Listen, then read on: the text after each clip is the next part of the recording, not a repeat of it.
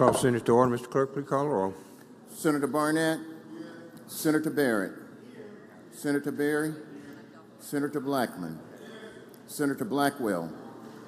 Senator Blunt. Senator Boyd. Senator Branning.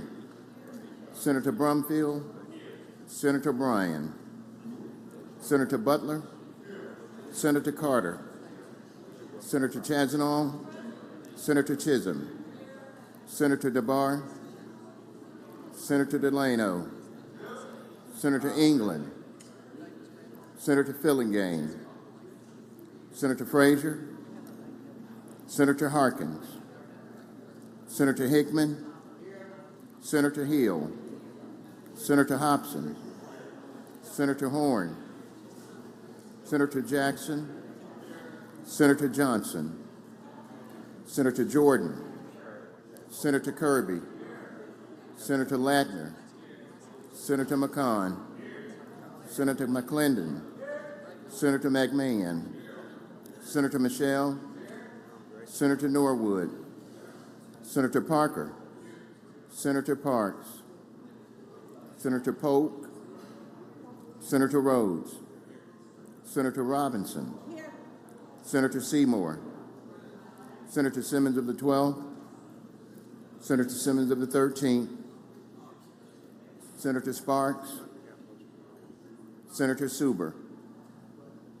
Senator Tate. Senator Thomas.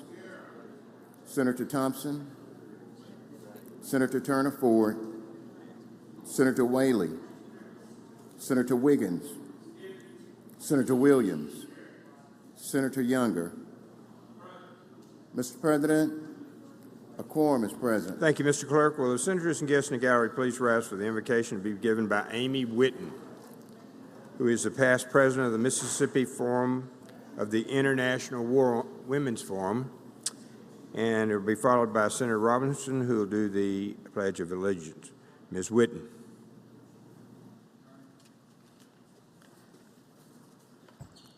Thank you. Would you bow with me, please? Heavenly Father, we come to you today with humility and profound gratitude for the host of blessings that you've bestowed on us. Thank you, Father, for the many wonderful people you have put into every life's path, including those who've been taken from this earth, and for their legacies that continue to live through us, as well as those who are newly born and in whose eyes we see both our past and our future. In this month and on this day in which the world recognizes the unique contributions of women, we especially thank you for the countless number of women who've shaped both our values and our lives, from mothers, grandmothers, wives, aunts, and sisters, to teachers, coaches, mentors, friends, and colleagues. We celebrate their immeasurable contributions to our state. And we ask your protection of all of the girl dads and girl granddads as they offer their hearts and guidance in support of girl dreams throughout Mississippi. In closing, I pray that you will infuse your wisdom in every member of this body as they're entrusted with the destiny of millions of people who call this very special place home. Remind them, Lord, that while we make a living by what we get, we make a life by what we give. Guard us, Lord, from the sin of hubris and quiet our hearts so that we can hear your voice. In all of your transformative power and in your blessed name we pray. Amen. Amen. Please join me in the pledge. I Pledge allegiance to the flag of the United States of America and to the republic for which it stands, one nation, under God, indivisible, with liberty and justice for all.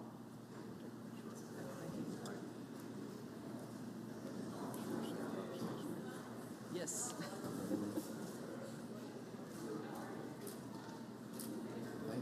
Thank you. Appreciate you coming today. Okay, thank you very much, Ms. Whitten. Thank you, Senator Robinson. Now to Senator Polk, you're recognized. Thank you, Mr. President. I move the Senate dispense with the reading of the journal. Senator moves dispense with the reading of the journal. All in favor signify by saying aye. Aye. Opposed, no. The ayes have it. Message and petitions, Mr. Clerk. Mr. President, there are none. Committee report, Senator Polk, you're recognized. Mr. President, I move the Senate dispense with the reading of the committee reports. Senator moves to dispense with the reading of committee reports. All in favor signify by saying aye. Aye. Opposed, no. The ayes have it. Next, to the reading of the titles of bills and resolution, recognize Senator Polk. Thank you, Mr. President. I move the Senate dispense with the reading of the titles of the bills and resolutions. Senator moves to dispense with the reading of the titles and bills and resolutions. All in favor signify by saying aye. Aye. Opposed, no. The ayes have it. Thank you, Senator Polk. Introduction of guests. Introduction of guests. Introduction of guests. Seeing none, we go to the calendar. Senator Hobson.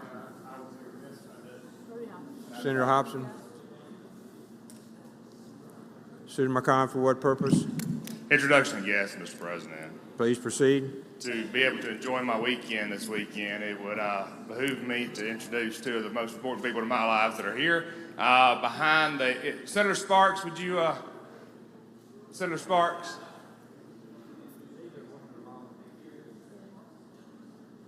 Would you tell them to come behind that pole? I would be remiss if I didn't say that I've got my beautiful wife, and of course y'all met last week, but Bo Witten is here with us today, so give him a warm welcome.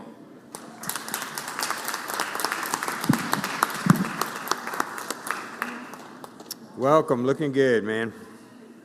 Getting bigger every day. Senator Robinson, Introduction, Mr. please President. proceed.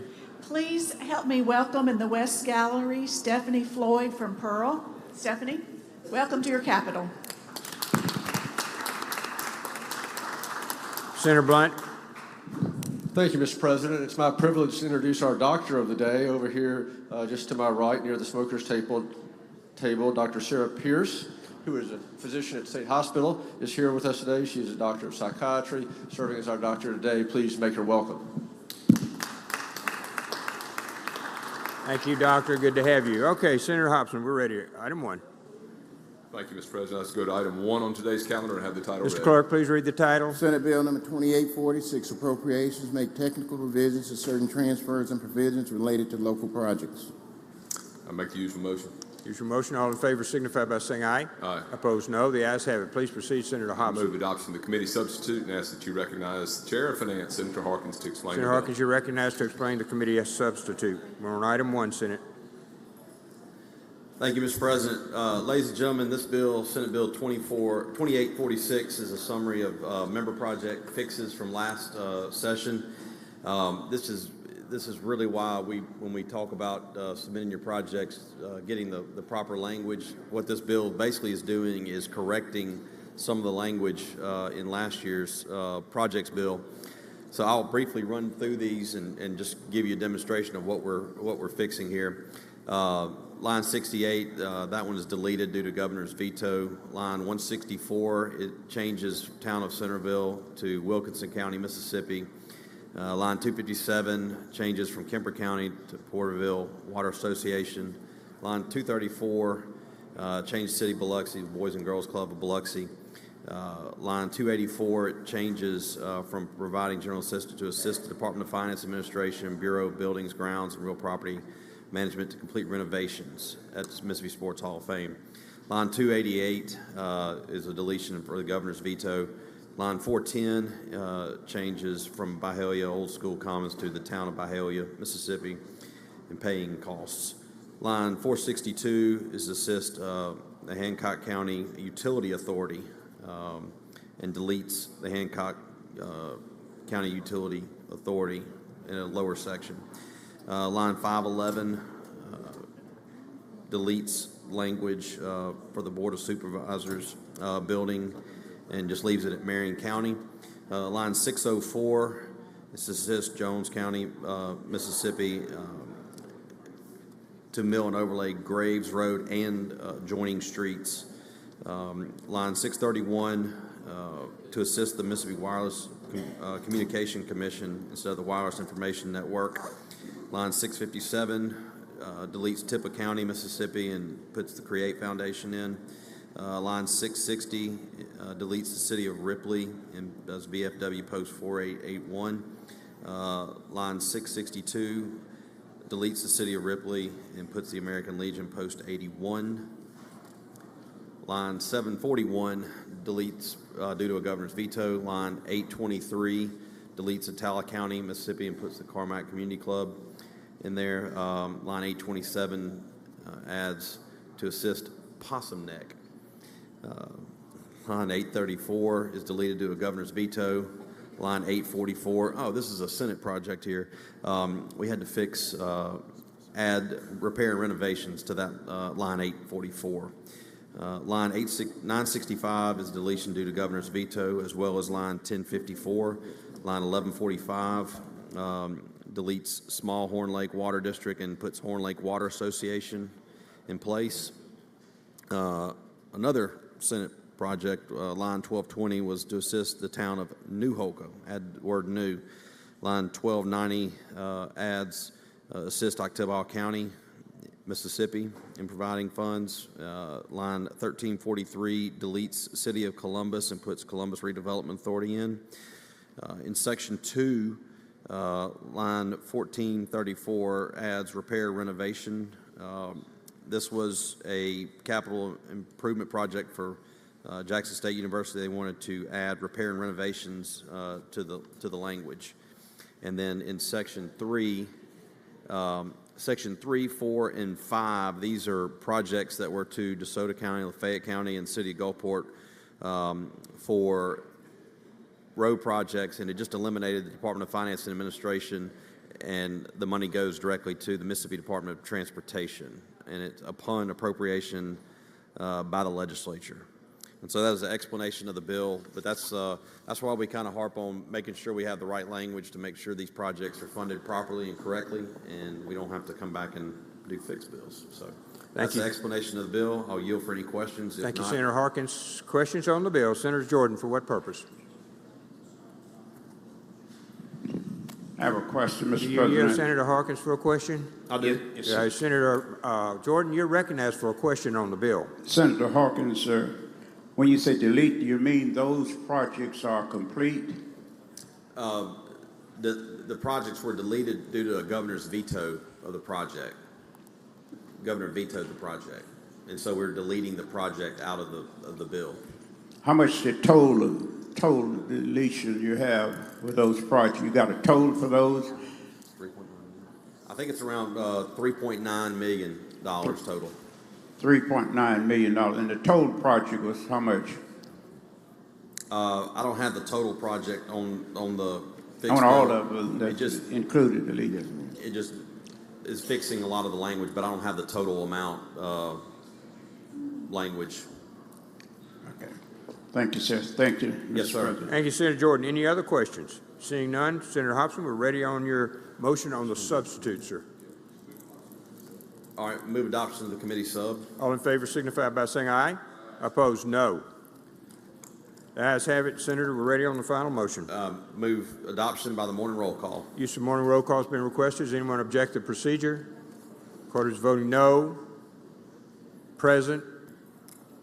Seeing none, vote all. Morning roll call aye. Bill passes. Number 2, Senator Hobson.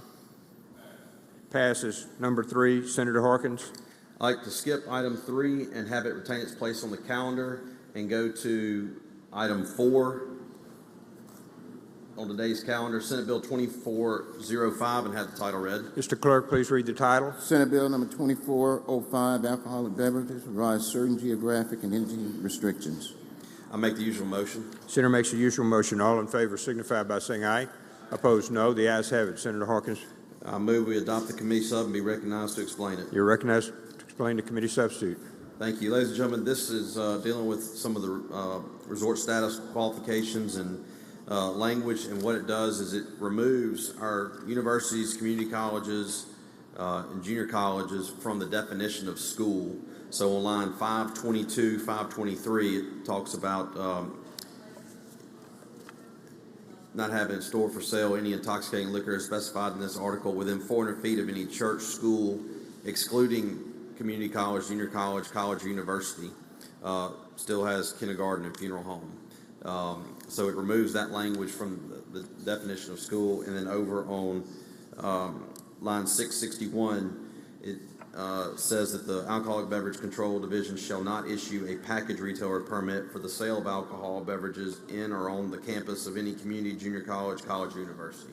So basically, it's just allowing resort status. I think it's on our universities, allows for restaurants to be developed. Some of our campuses are developing out, and if they wanted to add a restaurant to their location, this would allow that. That's an explanation of the bill. I'll yield for any questions. Questions on the bill? Seeing none, we're ready for your motion, I Senator. move we adopt the committee sub. All in favor signify by saying aye. Aye. Opposed, no. Ayes have it, Senator. Move final adoption on the morning roll call. Use of morning roll call has been requested. Anyone object to procedure? Court is voting no. President Parker, no. Parker, no. Chisholm, no. Branning, no. Anyone else? Anyone else? Bill passes. 3 noes noted. Remaining ayes on the morning roll call. We're on item 5, Senator Harkins. I'd like to skip item 5, have it retain its place on the calendar, go to item 6, Senate Bill 2493, and have the title read. Item 5 retains its place on the calendar. Item 6, Mr. Clerk, please read the bill. Senate Bill number Title. 2493, bonds repeal authorization for unissued bonds and replaced with cash funds. I make the usual motions. Senator makes the usual motion. All in favor signify by saying aye. Aye. Opposed, no. Please proceed, Senator. Thank you, Mr. President. Ladies and gentlemen, this is a bond cleanup bill. We have passed this last year, and what this vehicle will do is allow us to take some of the bonds that have been issued for projects that are not yet complete. Some of the projects across a lot of our campuses are multi-year projects, and they've already started projects. They've already taken out authorization, issued bonds for the project, but haven't completed it. And there's still a little bit of balance left on the project. And what we're taking is those smaller amounts and converting them over to cash and paying cash for these projects to finish them out, so we don't take out more debt right now. And so in Section 1, it repeals ACE, and also there's some existing bond authorization for bonding authority that we're just cleaning up right now. So Section 1 repeals some ACE fund, 2020 ACE fund balance of $10 million. Section 2 repeals the ACE fund 2021 of $20 million. Section 3 repeals bond issued for Marine Resources Equipment Facility for 2006. Section 4 repeals bond issued for Blue Hall, Dorman Hall 2021, amend to $1.6 million. It repeals a bond issued for IHL for Gulf Park 2021. I think it amends it to $1.5 million. Section 5 creates a new 2024 IHL Capital Projects Fund, where those projects, Dorman Hall and the Gulf Park, will be funded at 6.4 and 4.3 million.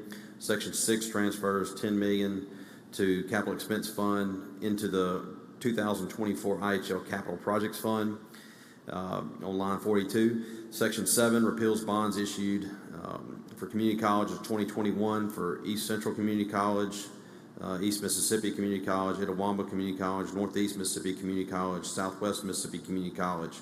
Section 8 creates the 2024 Community College Capital Projects Fund. Section 9 transfers $9.03 million into that fund for the projects that we repealed in Section 7 for East Central, East Mississippi, Itawamba, Northeast Community College, and Southwest Mississippi Community College. Section 10 repeals bonds issued for some older MDA projects for Schultz, Yokohama, and Top Ship. These are excess amounts in the bond authorization that are not going to be utilized. And Section 11 repeals old bond issued for Civil Rights Museum. Section 12 repeals old bonds issued for Pat Harrison Park Improvement 2010. And Section 13 repeals old bonds issued for the Grand Gulf Access Road. Section 14 repeals bonds issued for the Mississippi Small Enterprise Development Finance Act. Section 15 transfers $50 million from capital expense to the Triple Crown Fund, which we, MDA project, we did years ago. And then Section 16 transfers $117,614,000 from capital expense to Project Poppy Fund. And Section 17 makes it from and after passage. That is the explanation of the bill. I'll yield for any questions. Thank you, Senator Hobson. Any questions? Questions on the bill? Seeing none, we're ready for your motion, sir. Move adoption on the morning roll call. This morning roll call has been requested. Anyone object to the procedure? Of course, voting no. Present. Bill passes. Thank you, Senator. Use of the morning roll call, so aye. Senator, you're on 7 and 8. I'd like to skip items 7 and 8, have them retain their place on the calendar, go to item 9, Senate Bill 2903, and have the title read.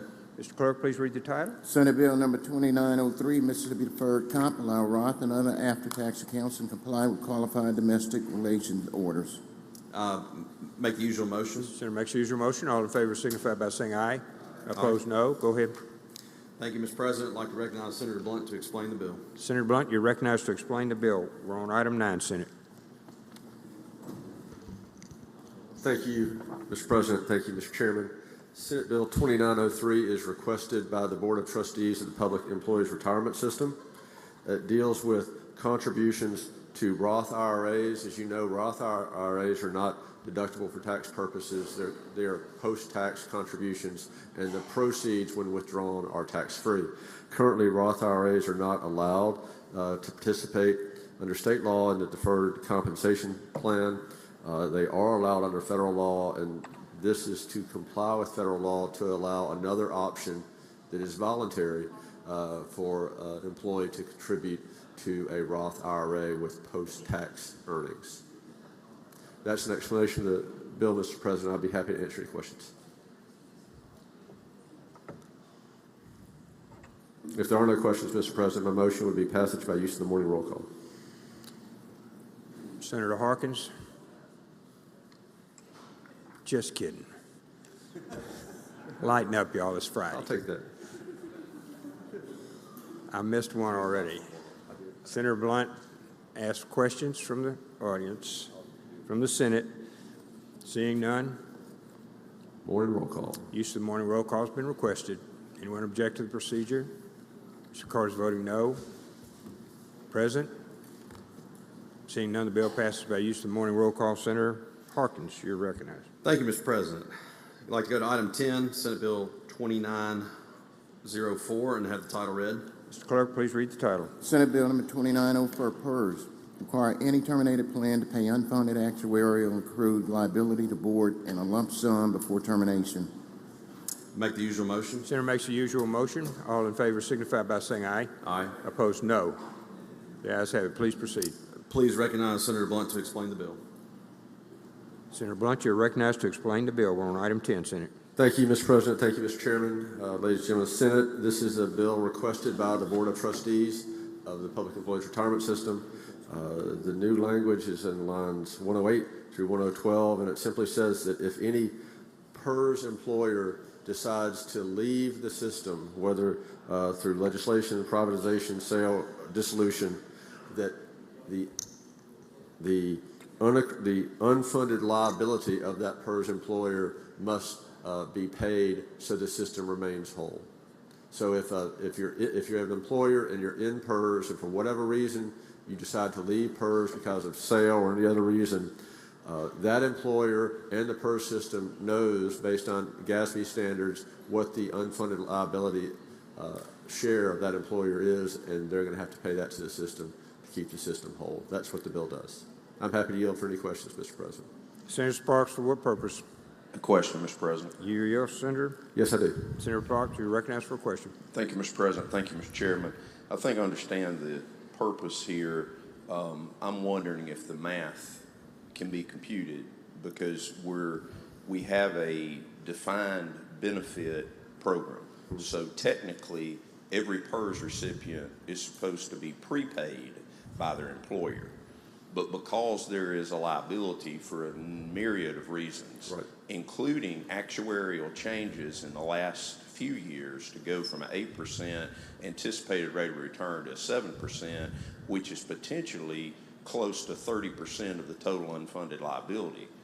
So for an actuarial change that occurred after these employees have already retired under the system, we're going to ask an employer to pay an amount which is going to be calculated how? It's a little above my head, but I am told that the new GASB accounting standards requires that employer to have that on their books, so they know what their share of that unfunded liability is. based on how many employees they have, what they're paying their employees, all of that. And they're required to carry that out in their books, and PERS knows that, and so it can be calculated for each employer at the time they leave the system. And because it will be an estimate, because you don't know how long an employer, employees who have retired are going to live.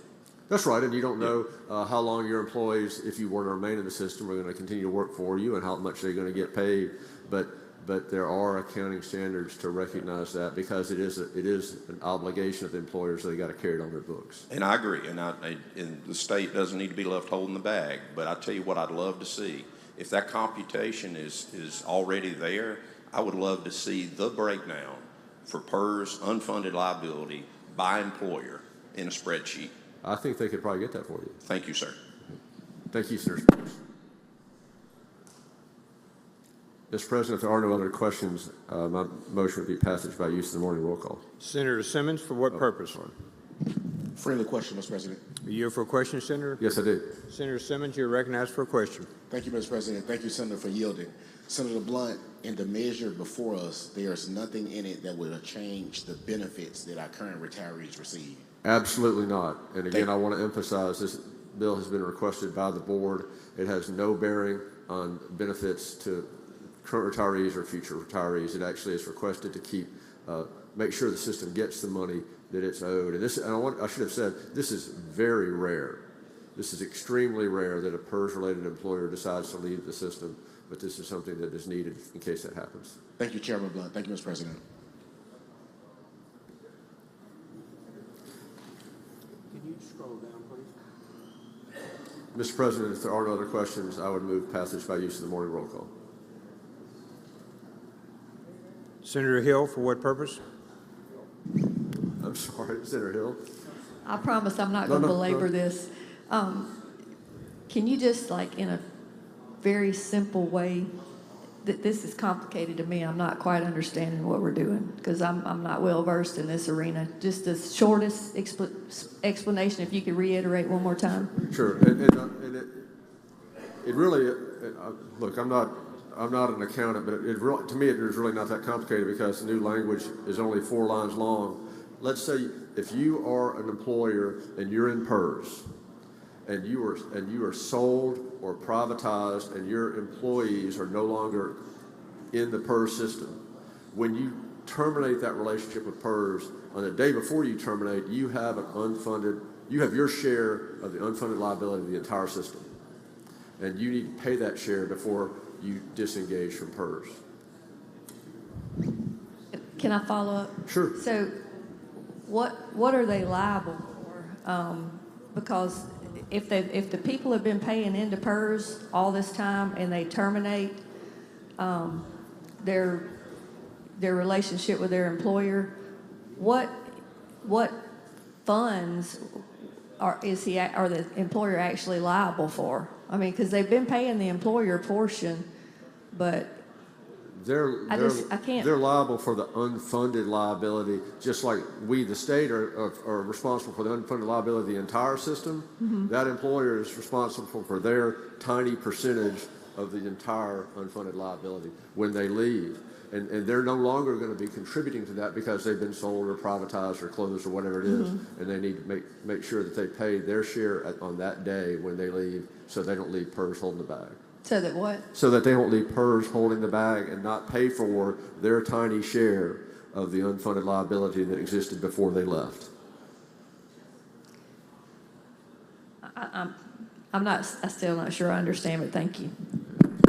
I mean, I'm sorry, Senator Hill. I understand your question. I'm doing the best I can to answer it. I'll just say this is very rare, but it deals with making sure the system gets. If you leave the PERS system, the system needs to be reimbursed for what you owe for the unfunded liability as an employer. I still don't see how they could be liable for anything that's been paid up to date. Are you saying they're not paying PERS up to date? They pay it like out once a year, 4 times quarterly, or what? They're paying what every employer pays every month. Mm-hmm. Currently, I think it's 17.4%. That's another issue that's not affected. So if they terminate it in the middle of the month, That would be what they owed, is what they didn't pay from the previous month to that month?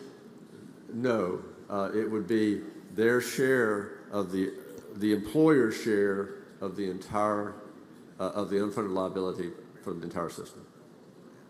I think that's enough for me. Thank you. Okay. Senator Turner Ford, for what purpose, ma'am? I have a question. Are you for a question, Senator Blunt? Yes. Senator Turner Ford. Thank you, Mr. President. It's a very simple question. What type of employer would leave PERS? If, let's say, for example, you're a county hospital, and again, this is just hypothetical, and I can't think of a time where this has happened, but if you are a county hospital and you are sold by the county to a private hospital, I'm just making this up as an example. Sure. But if you're a county hospital and the people who work at that hospital are in the PERS system, county decides to sell the hospital to a private hospital company, and all those folks keep going to work, but they're working for a private company now, then that county hospital that would be an example of what we're talking about. And so the county hospital would be responsible for making sure that the contributions are whole prior yes. to the transfer? That's correct. Thank you.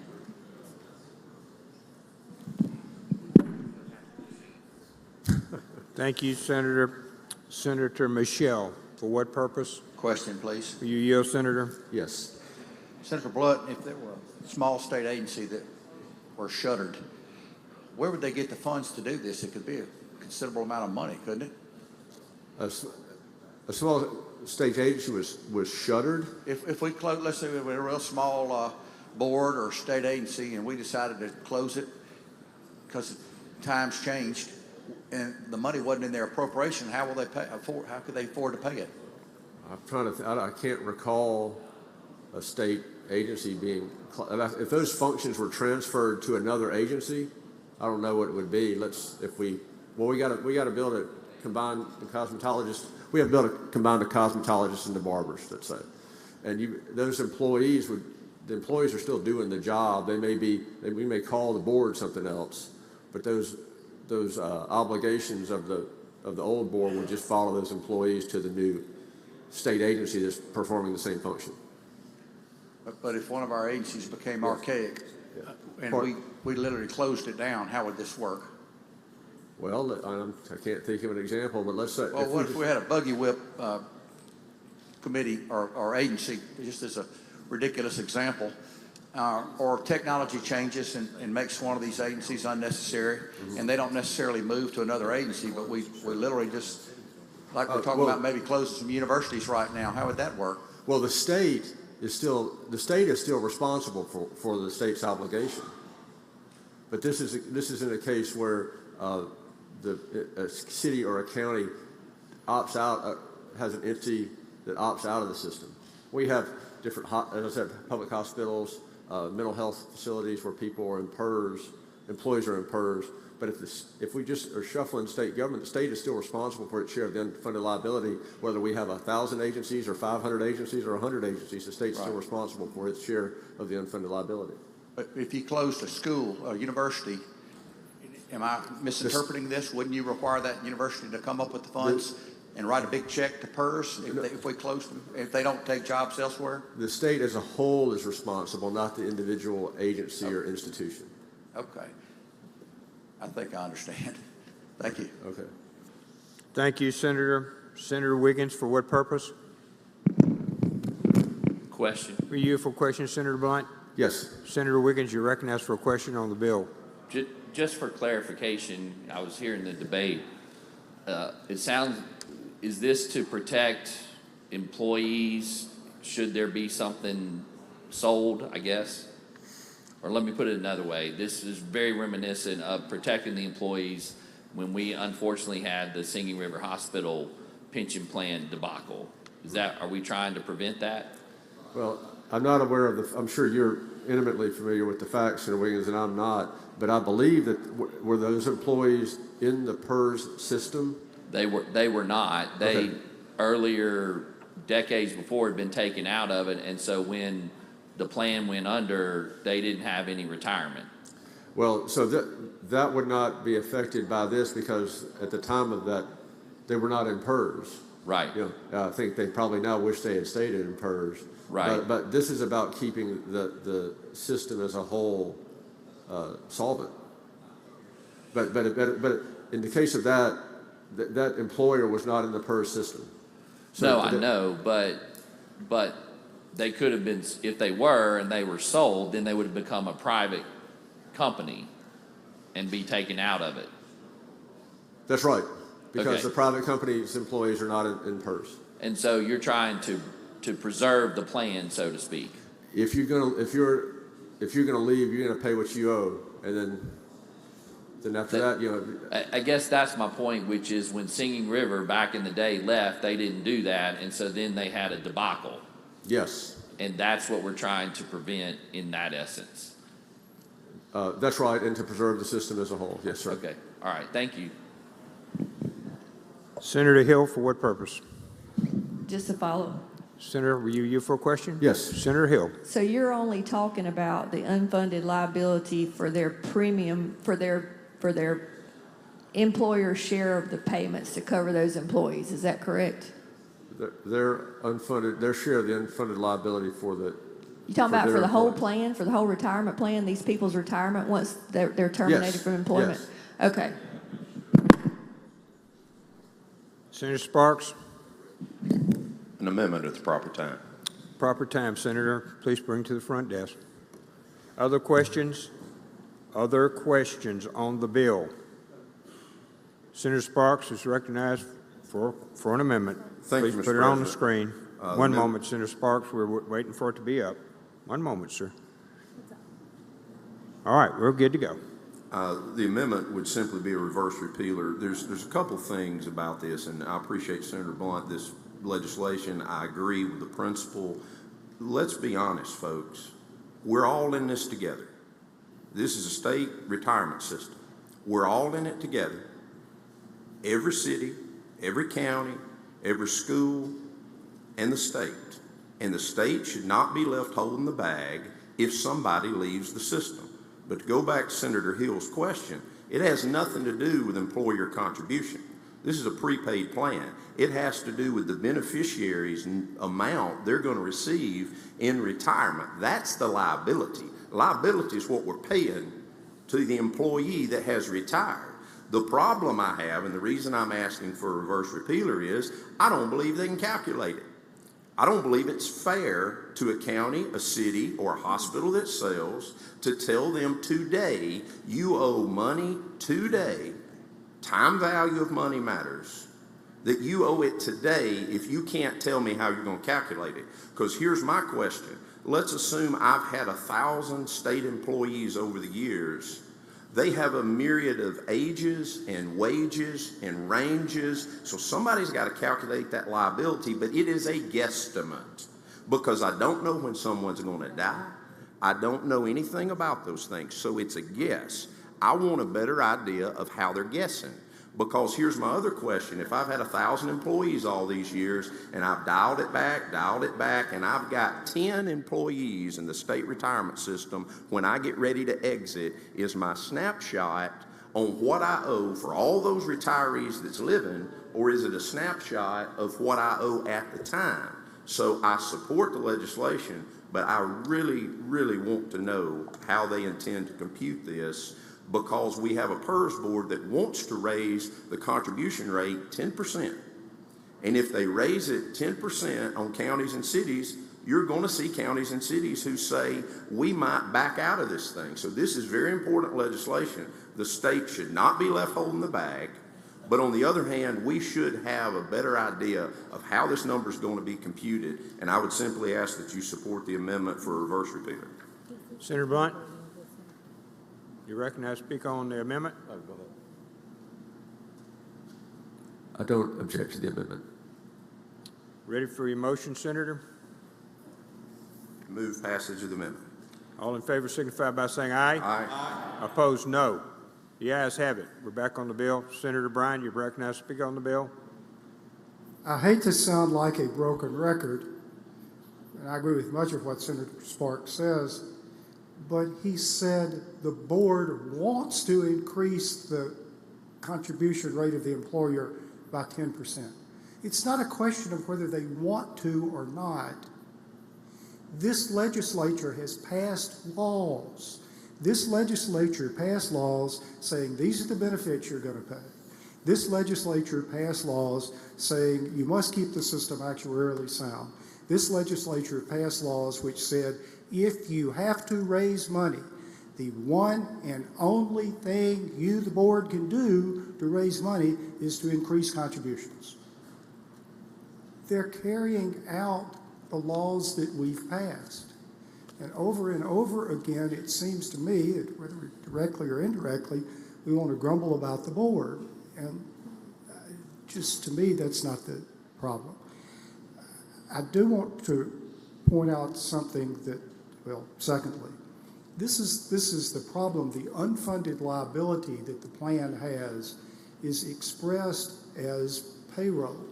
So if you're withdrawing, the amount of your payroll is what's critical for calculating your share of the unfunded liability of everybody else. So yes, you do, the whole point is that you do have to pay for your share of the people who are leaving. But other than that, Senator Sparks has mentioned, and this is very important, when the board changed the assumed rate from 8% to 7%, whatever they assume is a curiosity, but what happens in the real world is going to happen. But when they go from 8 to 7, one thing that takes place, which is not a curiosity, but is a real world, is that every lump sum payment is calculated differently. It's a mighty big deal, and I sure think we need to explore going back to 8% for the legal assumed rate for a lot of different reasons, and go ahead and calculate at 7%. It's fine, it's helpful, it's a good thing to tell us if you have a 7% rate of return, this is what things are going to look like. But at an 8% rate of return, this is what things look like. Use the 8% return for the official calculations and have some provision about what happens if we're too far out of whack with the unfunded liability. At any rate, I just wanted to say again, the board is carrying out the legislation this body has passed. Thank you, Senator Bryan. Thank you, Senator Bryan. Senator Sparks, I think everybody's rowing the boat, no pun intended today, but in the same direction. I think we're wanting to make sure that the state is not holding the bag based on cities and counties having entities that are in the system that they either sell off, spin off, or just close shop on without the consideration of the impact to PERS. And that's what this bill is trying to do. And, you know, the road to hell is paved with good intentions. This is a good intended bill to try to make sure that we solve that issue where whether a public entity spins down a entity or sells off an entity, that the pension liability is taken into consideration. So the state's not left holding the bag and exasperating a problem we already have. So that's an explanation of, I think, the thrust of the bill. And I appreciate Senator Blunt, Senator Bryan, and Sparks for your comments, Senator Hill for your questions. But now that the bill has the reverse repealer, we can continue to work on it, and we'll see where it goes. If there are no further questions, I move passage of the bill on the morning roll call. Passage of the bill as amended on the morning roll call. Does anyone object to the procedure? Court is voting no. Hill, no. Williams, no. Chisholm, no. Anyone else? Anyone else? Present. Present. Seeing none, the bill passes by use of the morning roll call. Item with the votes noted. We go to item 11. Thank you, Mr. President. I'd like to skip item 11 through 16, have them retain their place on the calendar. 11 through 16 retains its place on the calendar. Dean Kirby, Senator Kirby, you're recognized. We're on item 17, Senate. Thank you, Mr. President. I'd like to call up items 17 through 37 in block and ask the titles to be read. 17 through 37 in block. Does anyone want to set aside one of the in blocks? 17 through, what number, sir? 37. Through 37, Senate. One moment. One moment. Senator Johnson. I'd like to set aside number 34, please. 34, Mr. Clerk. Senator Kirby, 34, set aside. Okay. Senator Sparks. I'd like to set aside number 28. 28 is set aside.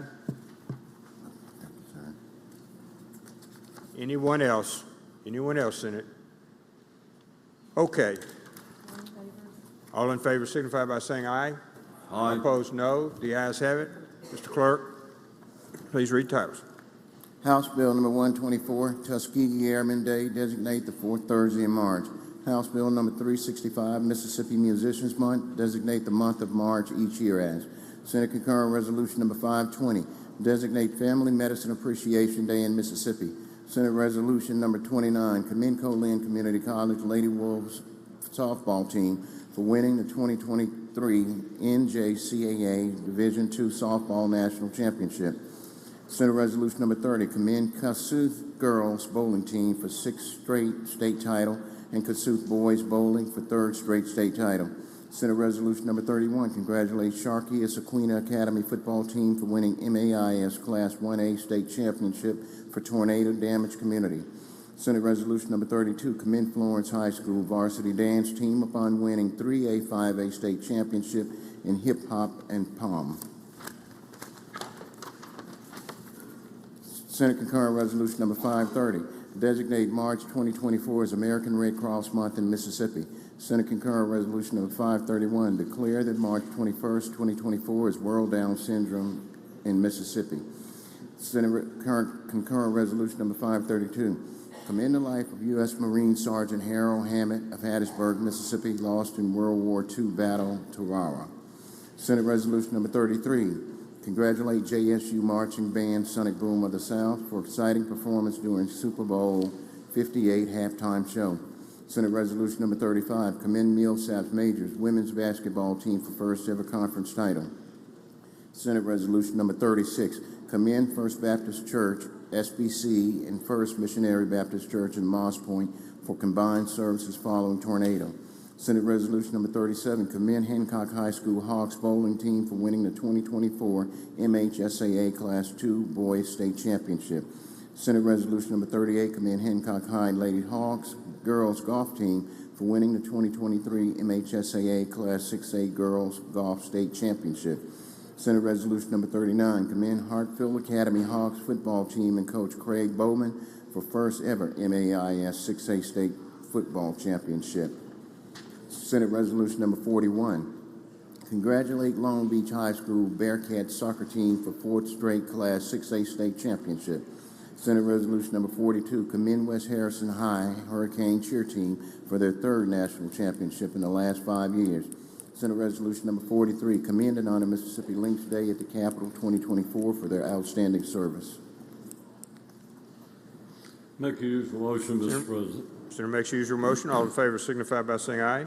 Opposed, no. The ayes have it. Please proceed, Senator.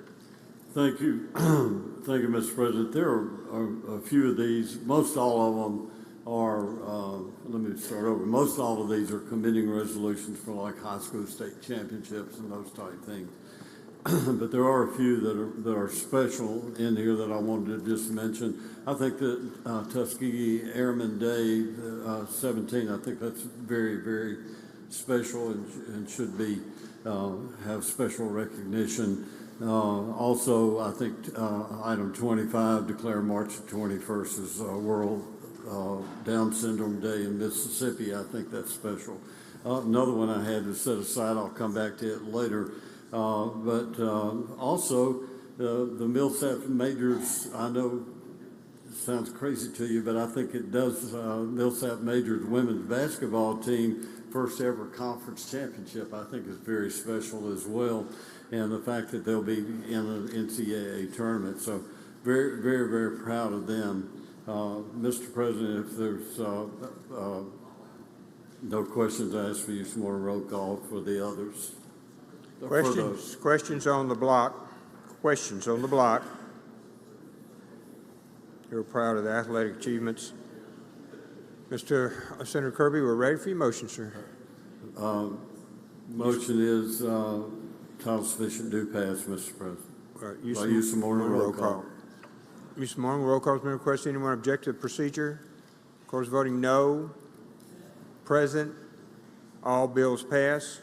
Senator, you had 2, 28, and 34. Yes, sir, Mr. President. I'd like to call up item 28, Senate Resolution number 34, and ask the title be read. Mr. Clerk, please read the title.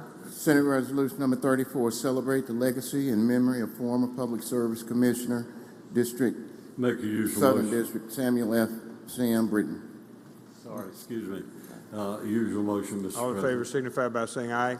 Aye. Opposed, no. The ayes have it. Please proceed, Senator Kirby.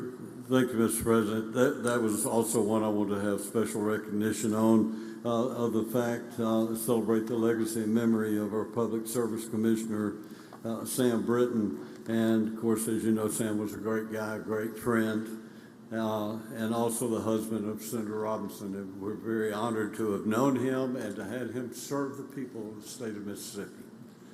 So, Mr. President, could we have a moment of silence, please?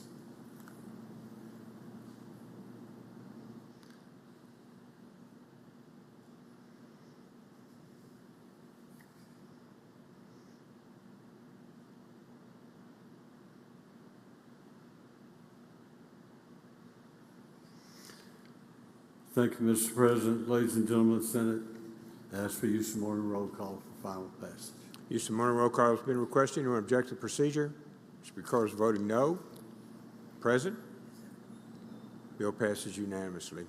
Thank you, Senator Robinson. Mr. President, I'd also like to request on that particular one that we have unanimous consent to add all senators as co-authors. Seeing no objection, is granted. Thank you.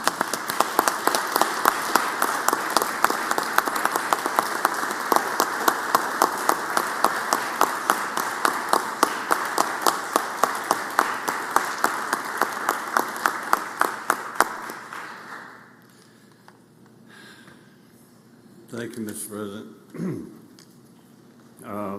The other one set aside, I think, was item 34. My understanding was that someone was looking at an old calendar possibly and wanted to hold the one aside that we just held aside. Is that correct, Senator Johnson? So, call up, but we still need to call it up. I think it was item, was it 34? Yes, sir. Call it up and ask the title be read. Mr. Clerk, please read the title. Senate Resolution number 40, commend Bay High Tigers boys soccer team for winning second consecutive Class 4A state championship. Usual motion, Mr. President. All in favor signify by saying aye. Aye. Opposed, no. The ayes have it. Thank you, Mr. President. Bay High Tigers boys soccer team, state championship. So I wondered why, Senator, you were holding that particular one. So if no questions, ask for use of morning roll call for final passage. See no questions. Use of morning roll call has been requested. Anyone object to the procedure? Court is voting no. Present. Bill passes by use of the morning roll call. Thank you, Senator Kirby. Thank you, Mr. President.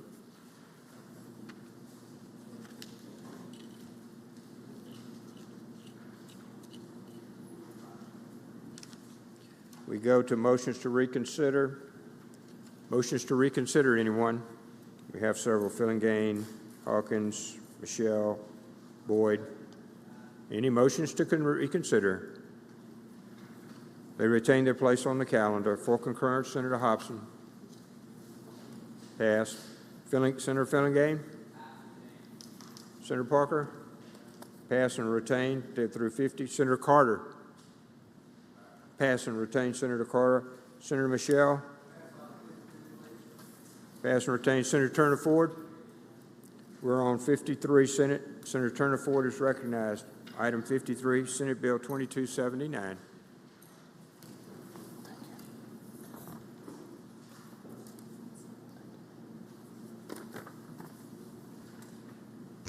Thank you, Mr. President. I request that item number 53 on the calendar be called up and title read. Mr. Clerk, please read the title. Senate Bill number 2279, Uniform Controlled Substances Act, revised schedules. Make the usual motion. Senator makes the usual motion. All in favor signify by saying aye. Opposed, no. The ayes have it. Please proceed, Senator Turner Ford. Thank you, Mr. President. Senate Bill 2279 is pretty much a bill that the Senate passes every year.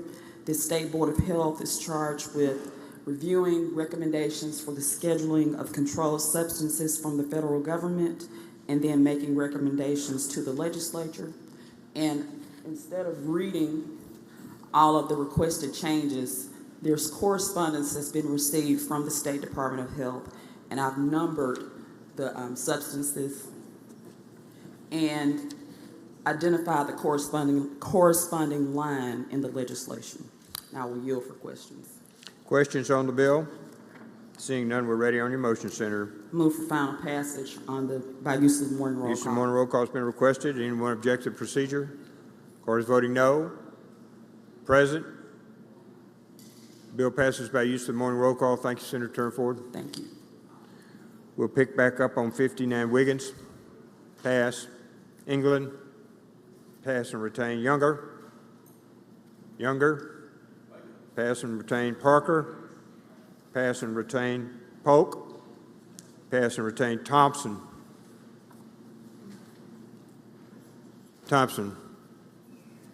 Pass and retain. Chazanal. Simmons. We're on 70, Senate.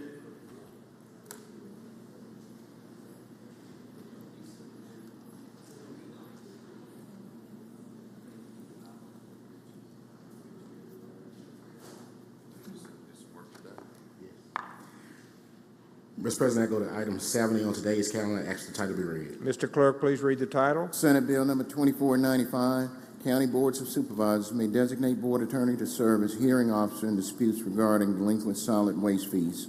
I make the usual motion. Makes the usual motion. All in favor signify by saying aye.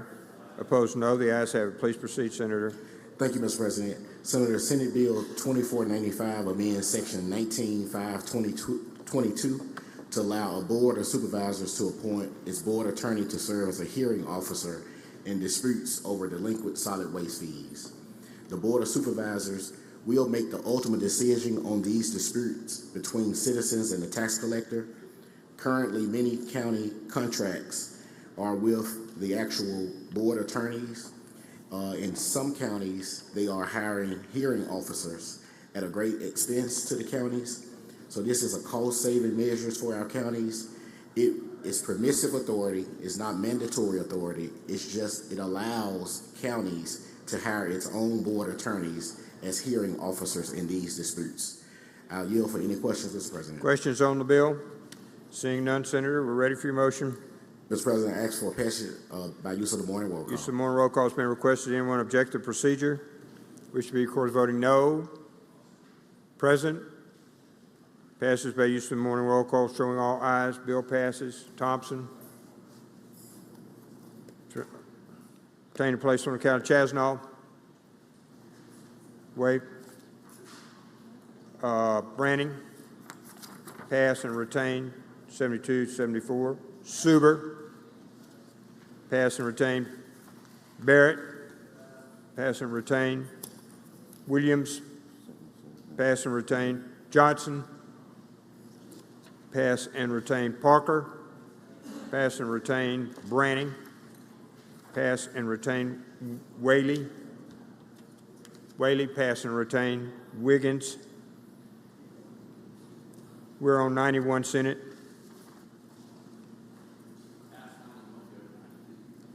Pass and retain. It was placed on 90. We're on 91, Senate. Ask to pass 91, retain its place on the calendar, go to item 92. Call that up as the title be read. Retains its place on the calendar. Mr. Clerk, number 92, Senate Bill 2519. Senate Bill number 2519, Mississippi Foreign Land Ownership Act, create. Make the usual motion. Usual motion. All in favor signify by saying aye. Aye. Opposed, no. The ayes have it. Please proceed, Senator. Mr. President, call up the committee substitute and ask that Senator McCon be allowed to explain the committee substitute. Senator McCon, you're recognized to explain the committee substitute. Thank you, Mr. President.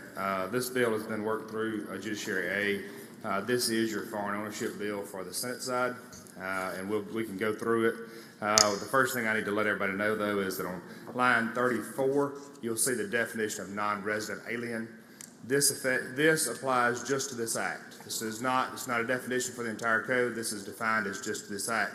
And the reason for that is non-resident alien defined under this act is set forth by the U.S. Department of Commerce's adversarial list. And that list of people, let me find it right here, list of countries includes 6 right now. It would provide access for the U.S. government to determine new foreign adversaries in the future if they were in a position of affecting the United States' protection across the globe. Those are China, Cuba, Iran, North Korea, Russia, Venezuelan politician Nicolas Maduro's regime, which is a parent regime there in Venezuela itself. So this applies to those 6 adversaries of the United States. What you'll see is this defines a majority part and majority interest. A non-resident alien as set forth under this includes an individual, corporation, partnership, limited liability, or any entity that is domiciled in the country, one of those 6 countries, or domiciled within the U.S., or wholly or majority part owned by an adversarial country. What we're saying in this bill is that you can't hold a majority interest in property in the United States or in Mississippi if you are part of one of those countries. If you have an interest in that country, if you're owned, a majority share of your company is owned by someone in that country, then you can't own ag or farmland in the state of Mississippi. Now, we're not getting into investment properties, but we are talking about ag and farmland. I owe the deference to one of our great senators in here to say that this does not go into your armed services and your facilities around the state of Mississippi. I do encourage this body to consider that next year. It's just that I don't have the expertise at this time to work through that area, and I think that is something we need to look at. Know that this is just your ag and farmland. There is an exception in here for a lease property. For a product to work in Mississippi, it's got to be tested in Mississippi. And unfortunately, if we look around ourselves right now, we see that technology doesn't just evolve from the United States, it evolves from countries around the globe. So this provides an access for up to 500 acres of leased property for testing of residual chemicals or whatever it may be that may be utilized on our ag products in the future. This provides an exception in here for inheritance or devise. If an entity or an individual from one of those countries were to receive something by will or through an estate process, they would have up to 1 year to dispose of that piece of property to comply with this act. If an entity or a bank in one of those countries received an ownership interest in a piece of property here in Mississippi by collection of debt, they would have 2 years to get rid of it. Neither way can they keep the property. They still have to get rid of the property if they receive an interest in it. What you'll find further down is that if there's a violation, and you'll see that your number 86, line 86 is where your prohibition language is. Ownership of majority part or majority interest in forest and ag land by a non-resident alien, as defined under this section, outside of the provisions allowed in 1 through 4, shall be prohibited. There's your prohibition language. And then you'll see that if in the event of a violation of this section, the Secretary of State shall immediately issue a formal demand for them to dispose of the property. If they fail to dispose of the property in a proper time as set forth by the Secretary of State, then our Attorney General shall then be designated as the attorney to proceed with the action to seize the property for failure to comply with our act. There are some fines set forth in here, and one of our senators in committee helped us kind of line those up to areas that he believes are better. First offense, second offense, third offense. Unfortunately, we hope that we don't have any offenses, but you'll see these are substantial fines against these entities, these foreign adversaries. Lastly, you'll find that the remainder of this bill just says that real estate broker or agent or realtor actually has to put it on their form that you got to comply with Mississippi Code as to whatever. But it does not provide a section for liability for a realtor or broker, closing attorney, title insurance, any of those people. They just have to disclose that you understand that you have to comply with Mississippi Code as to the foreign ownership of land. The remaining parts of this bill, Section 7 on, just takes forth our current code section and conforms that with our new language. So I would entertain questions at this time. Questions on the bill? there's no questions, I would move for adoption of the committee sub. Senator Jordan, for what purpose? I have a question, Mr. President. Are you for a question, Senator? Senator Jordan, you're recognized for a question on the bill. Thank you, Mr. President. Just out of curiosity, where foreigners own land all over the state in certain areas? So I appreciate that question. That's one thing I did not mention to start with, and I have it right here. This is 2022 data. You'll understand that the USDA does a report every year of foreign ownership of land. In 2022, Mississippi had a little over 30 million acres of land. Total foreign ownership was 3.9%, or 966,000. 734,000 of that was forest acreage. 177,000 was cropland, and 11,000 was pasture. You'll find your top counties for foreign ownership are Leake County, Copiah County, Atala County, and Tishomingo County as of 2022. Now, Senator, what I'm going to do is I'm going to send one of the pages back there with the 2022 data, and it has the counties listed if you'd like to know. One of the things, the one that is currently in violation of this code is set forth, and you have to understand that this will become effective on a date. We're not going retroactive, as we would be in a legal battle for a substantial period of time, but we have one piece of property in Lowndes County that has 88 acres that is Chinese owned. So, thank you. Thank you. Thanks, Mr. President. Senator Williams, Question, Mr. President. are you here for a question? I do. Thank you, Mr. McCon. This is a good bill. Just a couple of questions, sir.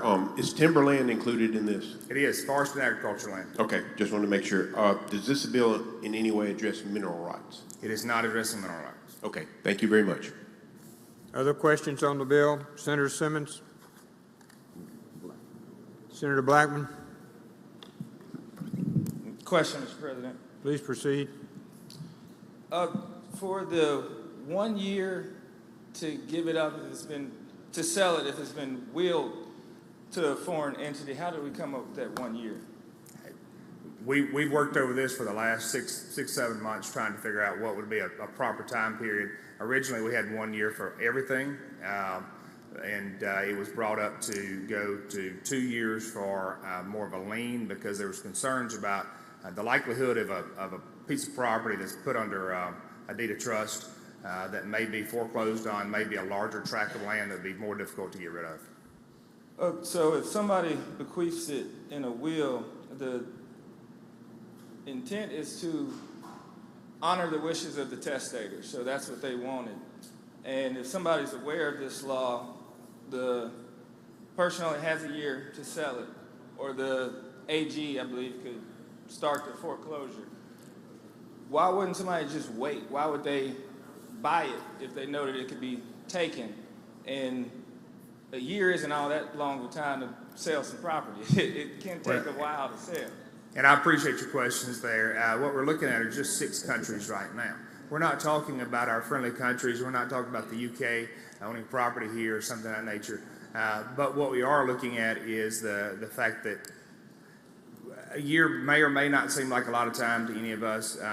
We're not hopefully talking about a huge tract of land there by inheritance. But do remember that they can absolutely become in compliance with this act by going through our immigration process and actually saying that I'm no longer a part of China or no longer a part of Venezuela.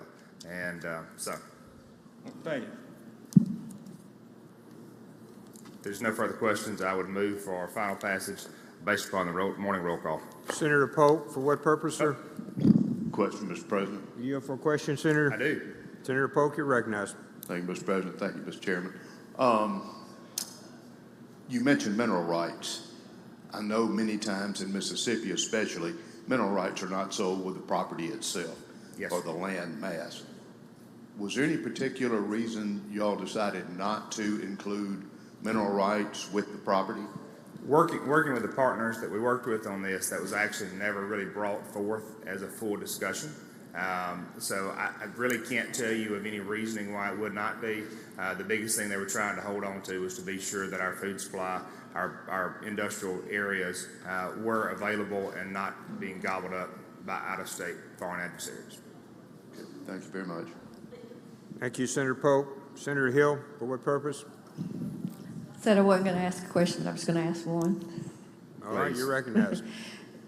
Is there any way that we could as this moves along, maybe consider mineral rights? Because that's something that Senator Pope brought up. I think it's pretty important because we don't want our political adversaries on the mineral rights either. So the only thing I will say on mineral rights is mineral rights opens up a whole different window for any attorney running the title. Remember, they do sever off, and often you'll find that mineral rights are reserved in portions.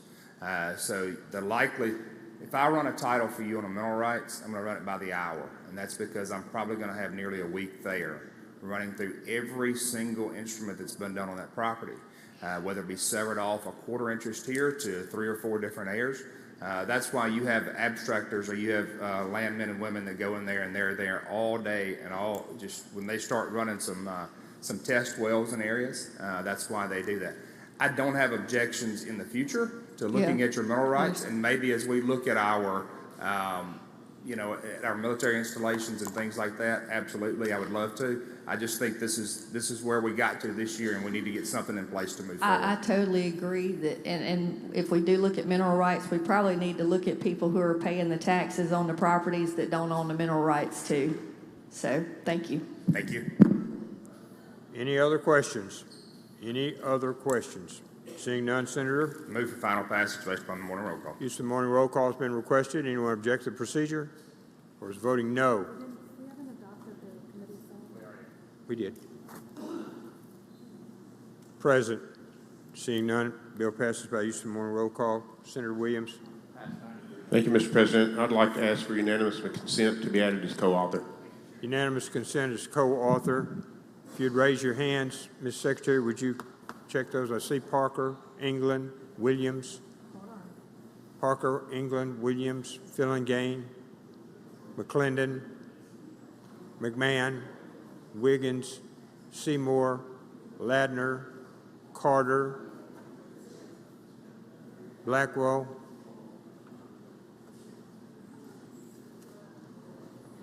Robinson, Sparks, Barrett, Hill, Branning, Chisholm, Boyd, Jordan.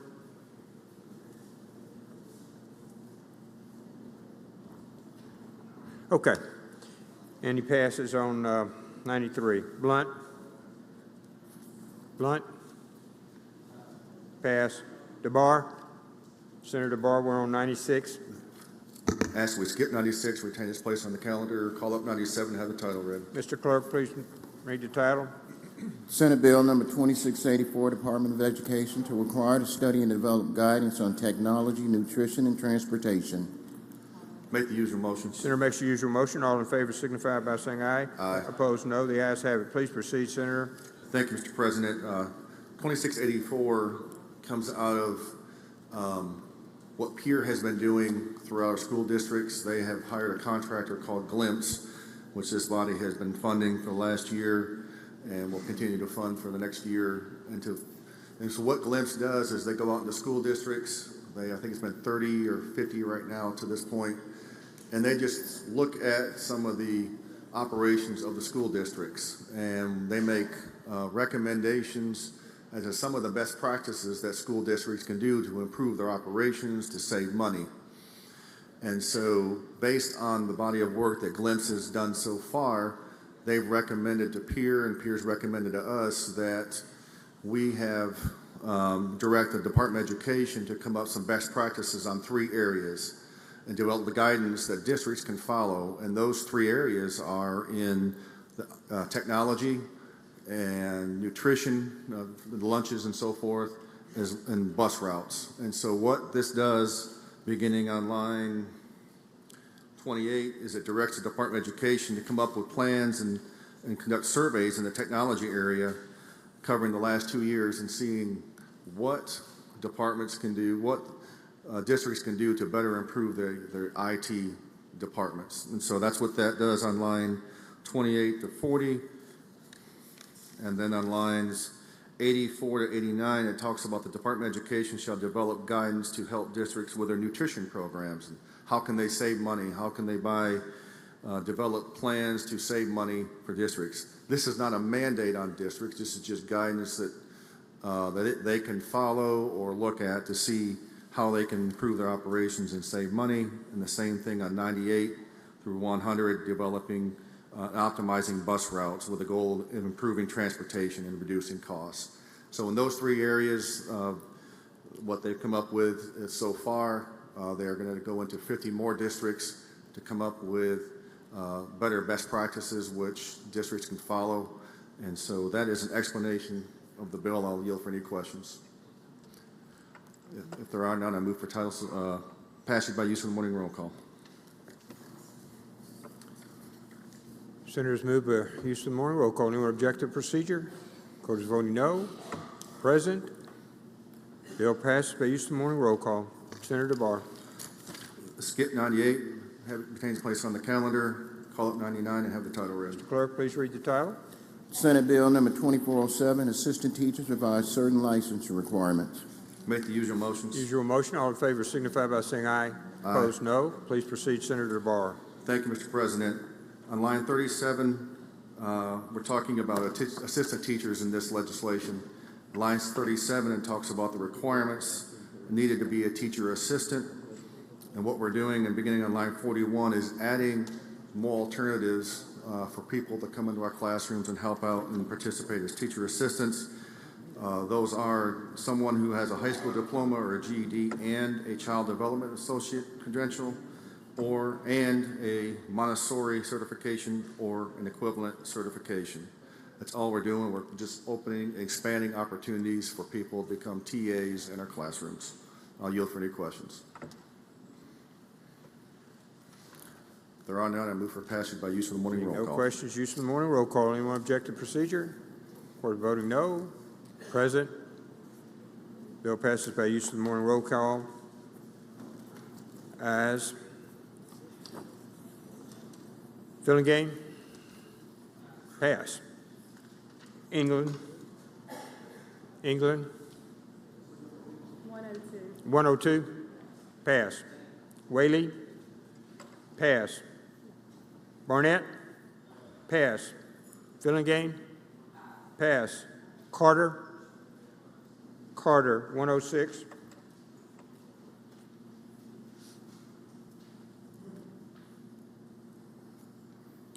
Thank you, Mr. President. I ask that we call up item 106 on today's calendar and have the title read. Mr. Clerk, please read the title. Senate Bill number 2601, Utility Service Prevent Government Restrictions Based on Energy Source Required. Make the usual motion. Makes the usual motion. All in favor signify by saying aye. Opposed, no. The ayes have it. Please proceed, Senator. Mr. President, I ask that you recognize Senator Chasnow to explain the bill. Senator Chasnow, you recognize? Thank you, Mr. President. Thank you, Mr. Chairman. This bill is one that is very important to me because it has a lot to do with consumer choice and fuels that are used in cooking. We passed a bill 3 years ago, I believe, that dealt with the all fuels, and it was passed unanimously. But we are seeing an encroachment on the rights of cooks to choose what sort of appliances they will have in their home. And that cuts pretty close to me because I take cooking seriously, as some of you know. Also, we should be interested in this bill because it could have a direct and adverse effect on Viking Range Corporation, which is in LaFleur County, which Senator Jordan and I represent. This bill will keep interference out of our home kitchens, and it will help protect an industry that employs 700 people in the Mississippi Delta with good jobs where these jobs are needed. And I just want to let you know that I believe this sends a strong signal to consumers and manufacturers that Mississippi supports consumer choice and appreciates the role that natural gas and other fuels have played in our home kitchens and also in industrial kitchens. So if there are no questions, I would like to suggest that we pass this on the morning roll call. Questions on the bill. Senator Hickman. Question, Mr. President. You for a question, Senator. Certainly. Senator Chasnow, just one question. I just trying to clarify and understand. Can you give me like an example of what a consumer, they're saying like you can't have like natural gas? So how does that work? Well, if you have seen on the national news recently, there have been restaurants that are told they can't use certain types of ovens to cook pizzas. And the reason I'm concerned about this is almost all of us go out to dinner while we're here in Jackson, and I can submit to you that the restaurant kitchens are fueled by natural gas ranges. You'll hardly ever find somebody cooking on a microwave in a fine kitchen. I mean, I use my microwave to reheat my coffee and make popcorn. But for those people that recognize that tourism and hospitality are important to the city of Jackson and to the state of Mississippi as a whole, I just feel like this is a bill that's important, and it sends a signal that we want to protect the right of home cooks as well as professional cooks to choose the method and the type of appliance they'll cook on. And these are utility companies or whatever telling them? I'm sorry, say that again. These are like utility companies or who are telling? Well, this bill is being, of course, supported by the natural gas industry because most of your restaurant appliances are fueled with natural gas. I will also say that we have a strong component to the Viking Range Corporation where they make outdoor cookery products called Lynx products. That was a product that was moved to Mississippi from California. And that would be the propane or the bottled gas for those types of things. I just feel like when you start telling a woman what she's got to cook on and how she's going to cook, you've gone from preaching to meddling.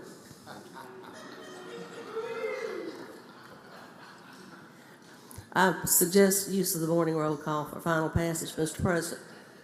Seeing no objection, seeing no objection to procedure, wish to be, of course, voting no. Present. Bill passes by use of the morning roll call. Thank you, Senator Chasnow. Senator Sparks. With unanimous consent, I would like to be added as a co-author to that bill. Seeing no objection, granted. Ms. Secretary, would you count with me? Carter, Boyd, Williams, Whaley, Younger, Thompson, Butler, Barrett, Clendon, Blackman, McMahon, Barnett, Suber, Hill, Kahn, Seymour, Ladner, Brumfield, Wiggins, Boyd, Branning, Delano, Chisholm, Robinson, Simmons, S. Jordan, Frazier, Rhodes. Where's Harkins? Oh, Harkins. Anyone else? Good. We're on 107, Senator Carter. Mr. President, I'd like to pass on 107 and 108 and let them retain their place on the calendar. Retain their place on the calendar. Senator Barnett. 109, Senate. Thank you, Mr. President. I ask that we call up that item number and have the title read. Mr. Clerk, please read the title. Senate Bill number 2700, State Offenders Serving Sentences in County Jails, repeal, repealer. Senator, make the usual motion. As usual motion, all in favor signify by saying aye. Opposed, no. The ayes have it. Please proceed, Senator Barnett. Thank you, Mr. President. I ask that we allow Senator Simmons to explain the bill. Senator Simmons, you're recognized to explain the bill. Thank you, Mr. President. Thank you, Mr. Chairman. Senator, Senate Bill 2700 is your basic repealer bill, but instead of extending the repealer, the counties are requesting a deletion of the repealer because of the value of Mississippi Code 475901 through 475911. The value of this bill allows counties to mitigate the medical costs down to the Medicaid reimbursement rate for those pretrial detainees and those prisoners that they are holding in their jails. This ability to cap the cost at the Medicaid reimbursement rate has saved counties $80 million since 2010. The law before you was enacted by House Bill 1111 in the 2010 regular session. The counties are in fact requesting an opportunity to lock this law in and not run the risk of one day the repealer not being extended. So that's the reason why we are requesting the repealer to be deleted. That's an explanation of the bill, Mr. President. I'll yield for any questions. Questions on the bill? Seeing none, we're ready for your motion, Senator. Mr. President, I ask for passage by use of the morning roll call. Use the morning roll call. Question or objective procedure? Voted no. Present. Seeing none, bill passes by use of the morning roll call, showing aye. Turn the page over to 11. Whaley. Senator Whaley. Pass. Senator Bryan. Pass. Senator Wiggins. Senator Wiggins is recognized. We're on 113, Senate. Thank you, Mr. President. Asked to pass 113 to 117. They retain their place on the calendar. We go to item 118. Call that up. Ask the title be read. 113 to 117 retains place on the calendar. Number 118. Please read it, Mr. Clerk. Senate Bill number 2529, District Attorneys, amend provision related to temporary appointments. Make the usual motion. Usual motion. All in favor signify by saying aye. Aye. Opposed, no. The ayes have it. Please proceed. Ask that you allow Senator Barrett to explain the bill. Senator Barrett, you're recognized to explain the bill. Thank you, Mr. President. Thank you, Mr. Chairman. Senate Bill 2529 explains the law as it pertains to if a district attorney absents himself or is unable to prosecute when a case has been indicted or sent to the grand jury or not sent to the grand jury.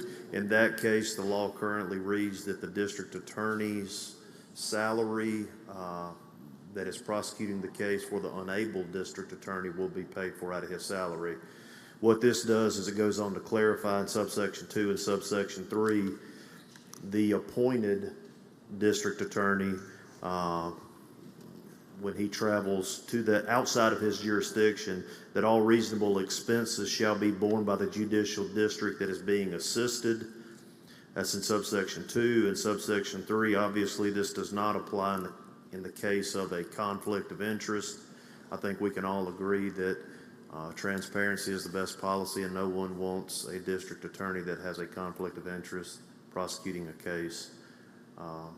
That's an explanation of the bill, Mr. President, and I yield for questions. Questions on the bill? Seeing none, we're ready for your motion, Senator. If there are no more questions, I'll ask for passage on the morning roll call. Use the morning roll call has been requested. Anyone wish to require as voting no? Present. Seeing none, the bill passes. 119, Senator Pope. Thank you, Mr. President. I'd like to call up item 119. Ask the title be read. Mr. Clerk, please read the title. Senate Bill number 2381, pawnbrokers, remove the requirement of on-premises retention of purchased goods. Make the usual motion. Senator makes the usual motion. All in favor signify by saying aye. I'd like to recognize Senator McMahon to explain the bill. Senator McMahon, you're recognized to explain the bill. Thank you, Mr. President. What we have here, Senators, is the current law does not allow pawnbrokers to keep products off-site. And what this bill will do is change the law to allow pawnbrokers to keep equipment and other things off-site in a secure location. And on lines 36, 37, and 38, we've given the banking commissioner the authority to establish rules and regulations. That's all the bill does. I yield for any questions. Questions on the bill? Seeing none. Move for passage on the morning roll call. Use of the morning roll call has been requested. Objective procedure. Voters voting no. Hill. Present. Chisholm, no. Chisholm, no. Anyone else? Anyone else? The bill passes by use of the morning roll call. 1 no vote. Chisholm, 1 present. Hill. 120. Mr. President, I'd like to call up item 120 and ask the title be read. Mr. Clerk, please read the title. Senate Bill number 2382, pawnbrokers, allow to pass credit or debit card processing charges to customers. Make the usual motion. Senator makes the usual motion. All in favor signify by saying aye. Opposed, no. The ayes have it. Please proceed, Senator. I'd like to consider committee sub in lieu of the original bill. You're recognized to explain the committee substitute, Senator. I'd like you to recognize Senator McMahon to explain the bill. Senator McMahon, you're recognized. All this bill does is allow pawnbrokers to recoup the credit card fees when they at the point of sale. They have to post it at the front of the door and on the register what the credit card fee is if you pay your pawn with a credit card. And I yield for any questions. Questions on the bill? Seeing none, we're ready for your motion, Senator. Move for passage on the morning roll call. We're on the committee sub, sir. I thought you adopted. No, we haven't adopted committee sub. I move yet. for adoption of the committee sub. All in favor signify by saying aye. Opposed, no. The ayes have it. If there aren't any questions, I'll move for passage on the morning roll call. Use of morning roll call has been requested. Anyone object to procedure? Card is voting no. Present? Norwood? No. Anyone else? No. Anyone else present? The bill passes by use of morning roll call. Where is he? Senator DeBar, did you vote present, sir? Present, DeBar. Simmons, present. Jordan, present. Harkins, present. Anyone else?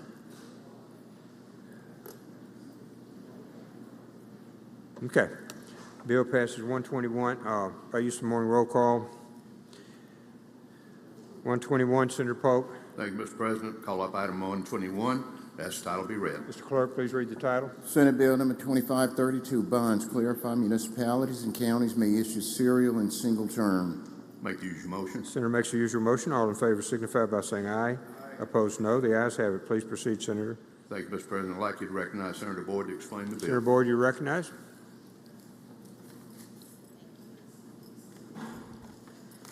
Thank you, Mr. President. The bill that you have before you today is a bill to clarify that the community banks in Mississippi may fully participate in competitively bid bond issues of cities and counties with the intent of garnering the lowest cost of capital for cities and counties by allowing these community banks to support and benefit from these local bonds. Recently, several bond attorneys representing counties and cities have raised concerns that the existing laws that we have on the books may require a separate bond for each year for counties and municipalities rather than just a single bond with serial principal payments. For example, what this means, if you have a 10-year bond deal that is being considered, a strict reading by these attorneys of the existing statutes may require the issuance of 10 separate serial bonds as opposed to one single term bond.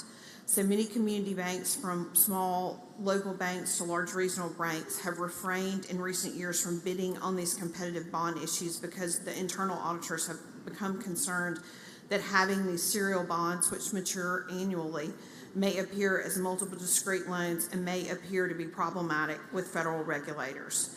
So depending on how the bank treats these bonds as a loan to the issuing public entities rather than the part of the bank's investment portfolio, the bank audit requirements may eliminate banks from being able to bid on these city and county bond issues that require a serial bond.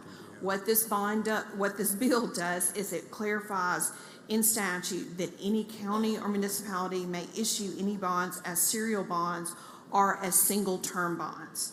This change should address the issue, and it should ensure that more banks are able to continue bidding on these bonds, in turn helping our cities and our counties benefit more from the increased competition for more banks in all sizes bidding on these bonds in these communities. That's a brief explanation of the bill. Mr. President, I'm glad to entertain questions. Questions on the bill? Seeing none, ready for your motion, Senator. If there's no more questions, I move for final passage by use of the morning roll call. Use of the morning roll call has been requested. Does anyone object to the procedure? Cards voting no. Present. Bill passes. Senator Polk, 122. Mr. President, I'd like to call up item 122 and ask the title be read. Mr. Clerk, please read the title. Senate Bill number 2543, Consumer Alternative Installment Loan Act, create a cap adjustment based on the loan amount. Make the usual motion. Senator makes the usual motion. All in favor signify by saying aye. Opposed, no. The ayes have it. Please proceed. Thank you, Mr. President. I'd like to consider the committee sub in lieu of the original bill and ask that Senator Sparks be allowed to explain the committee sub. Senator Sparks, you're recognized on the committee substitute, sir. Thank you, Mr. President. Thank you, Mr. Chairman. The committee sub addresses the installment loan. There is a capped amount of $4,000 that has been since 2016. The intent of the bill was to use the Consumer Price Index to index this cap and allow the Department of Banking and Consumer Finance to authorize a new maximum loan size based on the CPIU for the prior year. That way the legislature does not have to continually revisit this cap. The cap amount would be raised to $5,100, which would be reflective of the movement of the CPIU since 2016. So that is Section 1. That number would change from $4,000 to $5,100, and then Section 2 authorizes the Department of Banking and Consumer Finance to issue a memo each year with a new maximum loan size based on an increase or decrease in the CPIU for the previous calendar year. Round that number upward to the next $10 increment. That is an explanation of the bill, and I would yield to any questions.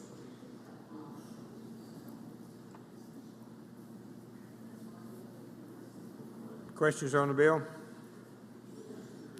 All right, we're on the committee sub, sir. Yes, sir. If there are no questions, I would move for adoption of the committee sub. All in favor signify by saying aye. Aye. Opposed, no. The ayes have it. Now we're ready. If there are no questions, I would move for passage on the morning roll call. Use of morning roll call has been requested. Anyone object to procedure? Of course, voting no. Present? Hill, no. Anyone else? Chisholm? No. Anyone else? Bill passes by use of morning roll call. Thank you, Senator Polk. Thank you, Senator Sparks. Senator Boyd. Senator Boyd. Pass. 124 to 126. Senator Mann.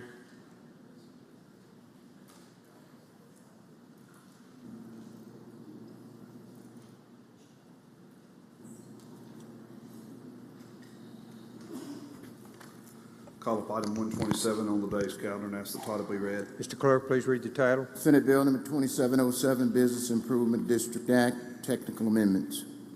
Make the usual motion. It's the usual motion. All in favor signify by saying aye. Opposed, no. Senator Mann, you're recognized to explain the bill. Thank you, Mr. President. What we've got before us is a bill that deals with two business districts here in Jackson. Can't be handled as a local and private because it deals with general law, but it's only going to affect the two business districts. And what we're doing is we're changing just a couple little things here. The main difference is we're allowing the monies to be transferred from the municipality to the tax collector, and the tax collector shall disperse it back to the business district. And then we're letting the business district members have an annual meeting where they can vote to amend what the funds are used for in those business districts, and that's all the bill does. Yield for any questions. Questions on the bill, Senator Hill? Is this like a TIF district, sort of? No, there's two business districts here in Jackson, like Fondren's one of them. Like Fondren is a business district. I understand, but what was how was the entity created to collect the fees? Is it, I mean, it's got to be something like a business improvement district or a HUD district. Okay, thank you. And the local businesses choose to tax themselves at a higher rate, and then those funds are used in that area. Thank you. Questions on the bill? Seeing none, Senator, we're ready for your motion. I just got one small technical amendment. We have an amendment to the bill. One moment, sir. Yes, sir. This is a drafting error. May I explain it, Mr. President? Just 1 second, Senator. We have to have it on the screen. All right, we're ready to go. It says a drafting error on line 17. We need to amend by striking the district plan within the 10-year plan period. The reason for that is we're creating a new code section in Section 2 that allows them to meet once a year and make amendments. It's just it was just a drafting error. We caught it. If there aren't any questions, I move for adoption of the amendment. Questions? All in favor of the amendment, please signify by saying aye. Opposed, no. The ayes have it. I move for final passage on the morning roll call. Final passage on the morning roll call. Does anyone object to procedure? Court is voting no. President? Seeing none, bill passes. Thank you, Senator McMahon. Save and maintain 20 on the calendar 128. Senator Williams? Pass. Senator Michelle? Pass. Retain. Senator Fillingham? We're on 132, Senate.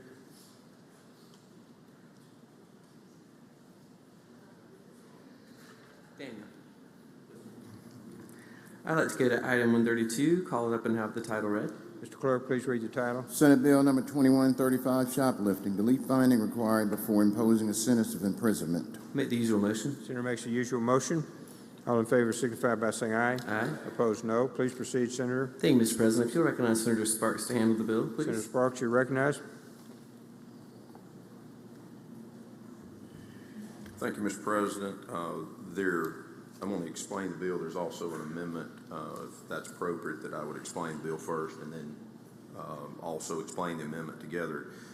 This bill is addressing the shoplifting statute. This is misdemeanor crime. What had happened in the bill, we had stricken the language as to a finding that you would see in 5 subsection A that required the court to find substantial and compelling reasons why an offender could not be safely and effectively supervised in the community. And if such a finding was not made, the court shall suspend the sentence. And there were some judges in some jurisdictions that felt like this almost forbade them from putting someone in jail for shoplifting. The law certainly allows on a first offense shoplifting conviction that someone could be jailed up to 6 months. And that on a second shoplifting offense, the current law is that they could be jailed for 48 hours. That's a shall be, not to exceed 6 months. So those things are there, but the finding seemed to trip people up. The finding was struck in totality. The amendment would restore the finding language, but change the standard in the finding so that it's more clear for our municipal and justice court judges that they simply need to make a finding.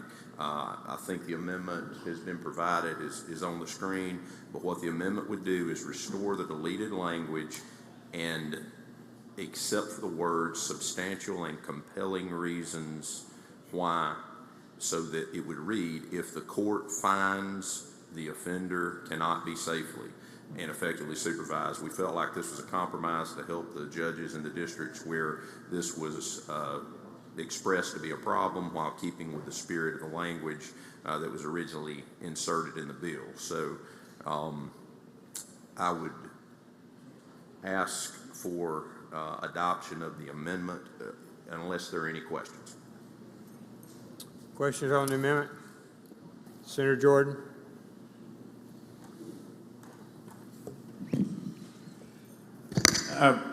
Thank you, Mr. President, Mr. Chairman.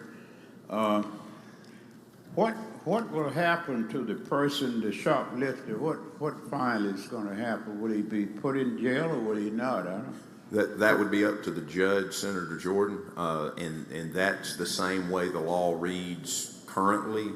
There was this language within a finding for the judge. The judge had to find someone guilty. Then if they wanted to put them in jail, as they already had the authority to do, they had to have a separate finding to say that there was substantial and compelling reasons why they couldn't be properly supervised within the community, and it caused confusion. But there is no increase in penalties for the crimes. It's just clarifying what the judge must do before they would put someone in jail. Well, this is going to be a heyday for shoplifters. It seems as though it's lighting the burden on one who shoplifts. That's what this bill does? No, sir, there's no change in the penalty on the shoplifter from what current law is. Okay, so it just make it more what? It clarified for judges what they needed to do in the finding to put someone in jail. There was a second step that the judge needed to make a finding, and that seemed to be misunderstood in some areas. So the present law is not clear why they should be put or not put in jail? The current law had a standard of substantial and compelling reasons, and a lot of our courts were like, what's a substantial and compelling reason? But the judge has the authority already to sentence same fines, same jail time. We just took out the words substantial and compelling reasons because there seemed to be confusion from district to district what that actually meant. Thank you, Mr. President. Thanks. Thank you, Senator. Other questions on the bill? Senator Bryan? For what purpose, sir? A question. You for a question, Senator? I yield. Please proceed, Senator Bryan. Can I go to jail for 6 months for stealing a package of chewing gum? Pardon me? Can I go to jail for 6 months for stealing a package of chewing gum?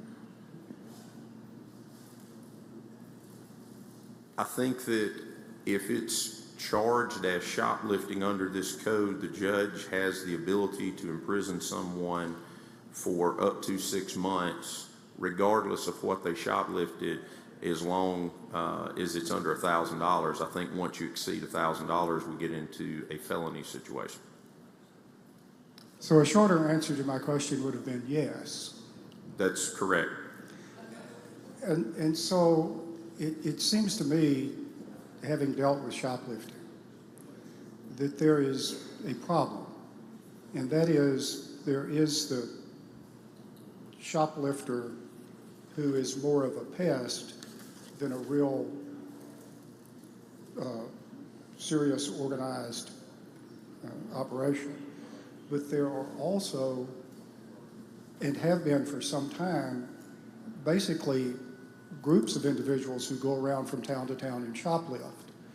And way back when, long, long ago, I was once chair of Jud B. And we never could come up with language to distinguish between the two. And so I'm concerned, and I don't know how we got to this place, but I'm concerned that the language that's in there may somewhere along the way have been a compromise to say, you know, we really don't want people stealing a package of gum going to jail. And so this is a way to filter out those cases. And if we're going to take out that language or modify it, does it give you concern? I mean, I think we've got statutes that provide for jail time in an awful lot of cases, but it seems to me there ought to be some more serious offense than just stealing a package of gum to trigger the case. And I think that's fair. I guess my question is, don't you agree?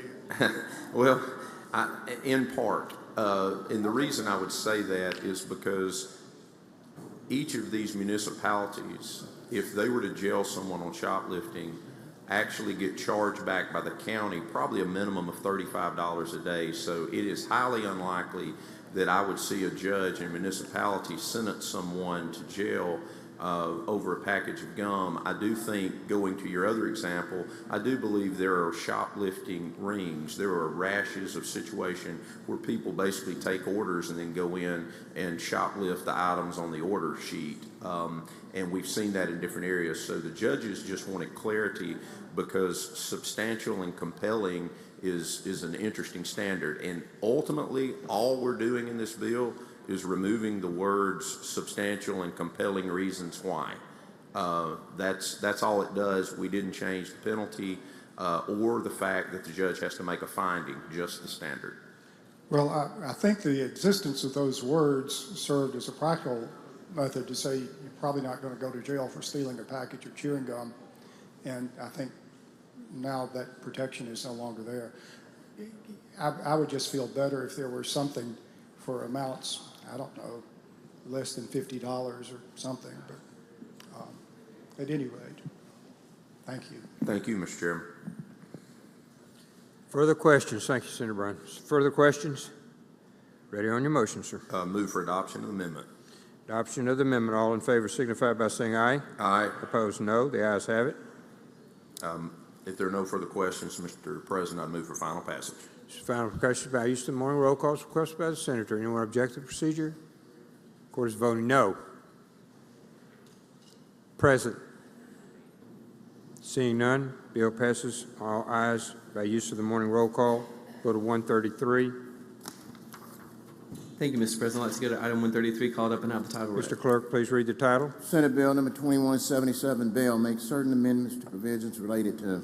Make the usual motion. Senator makes the usual motion. All in favor signify by saying aye. Aye. Opposed, no. The ayes have it. Please proceed, Senator Fillingane. Thank you, Mr. President. If you'll recognize Senator Simmons to handle the committee substitute. Senator Simmons, you recognize. Thank you, Mr. President. Senators, the committee substitute creates a new code section 99541 to clarify when a bail bond or obligation thereunder is discharged and becomes null and void.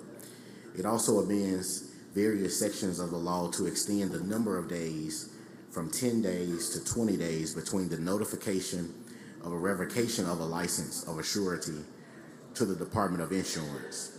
It also authorizes a surety to submit proof to the Department of Insurance that the defendant has been surrendered to the appropriate authorities or that the bond has been in fact paid directly to the court or other proper authorities before the revocation of that bail bondsman's license.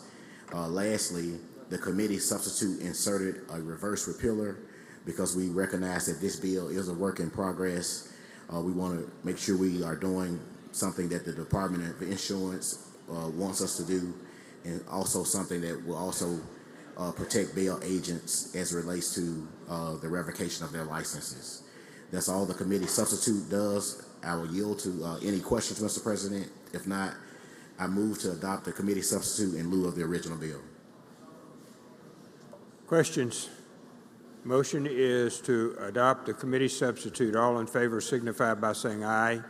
Opposed, no. The ayes have it, Senator. I move passage, final passage by use of the morning roll call. Use of the morning roll call has been requested. Anyone object to the procedure? Court is voting no. Present.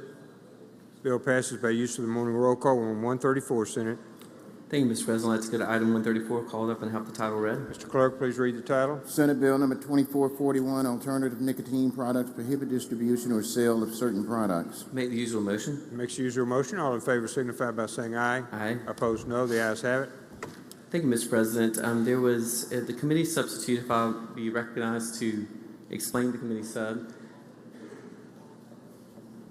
You recognize to explain the committee substitute. Thank you, Mr. President. The only thing the committee substitute did that was different from the original bill as filed was that we had added a reverse repealer in committee for the specific purpose of answering, I think, one or two questions that committee members had raised that we did not have the information for at the time. So we added the reverse repealer.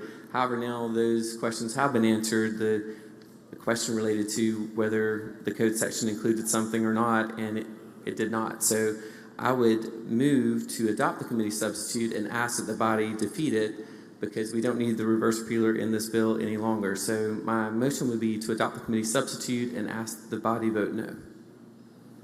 Motion is to adopt and the body vote no. All in favor signify by saying aye. Opposed, no. No. Defeated. Thank Senator? you, Mr. President. Now, if you'll recognize Senator Hill to explain the bill, I would appreciate it. Senator Hill, you're recognized to explain the bill. Thank you, Mr. Chairman. The mechanism of change in this bill is adding vaporizing or vapes to the current code for alternative nicotine products. And this is an extremely simple bill that the Attorney General's office asked us for. And all it does is say that if a vape product is not FDA approved, it is not legal to sell in the state of Mississippi. It's already illegal to sell based on FDA federal guidelines, but we are just making our state law to have a continuum with what the federal law says. And there's no revenue component in it. This is just basically changing the law to say if it's not on that FDA-approved website that you can't sell it in the state of Mississippi.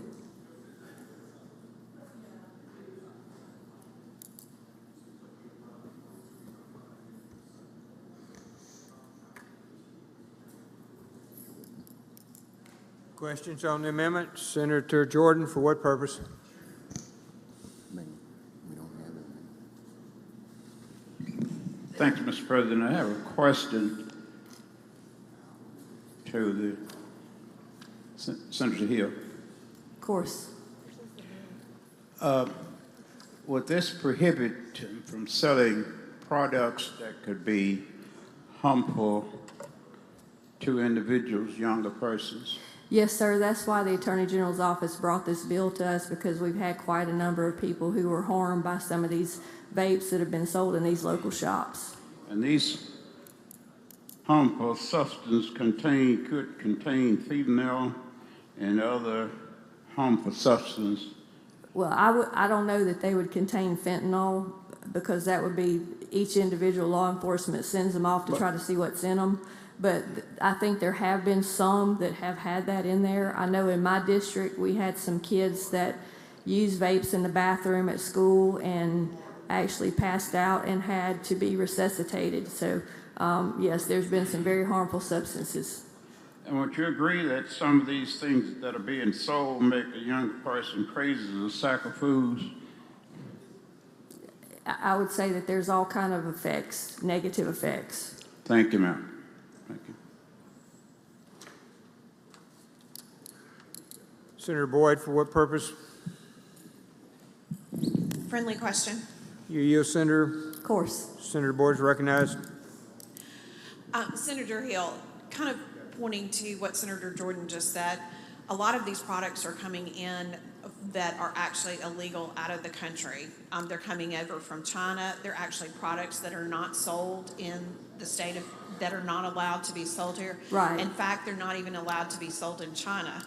But they're coming in through our borders, and our kids are getting these contaminated products. Isn't that correct? That's correct. And what this bill would do is give our state and local law enforcement the authority to enforce this as a state statute. And Senator Hill, we have this bill that handles this from a criminal nature because of the potential impact of being sold illegally, especially to minors. But then we also have another bill coming forth that is going to handle it from a regulatory standard, so that we can make sure, because what happened in your community happened in my community as well. And we want to make sure that we get these products off the market. Correct. And the FDA basically has their list on the website of what's approved and what's not approved. And so that's where you would look to find what would be legal and what would not be legal. Yeah. And we have another bill coming forth that would put this DOR looking at it from a regulatory standpoint with the state regulatory thing that they've done in other states as well. Just for clarification, because that Yes, came there up are in committee. two bills that would address this same topic.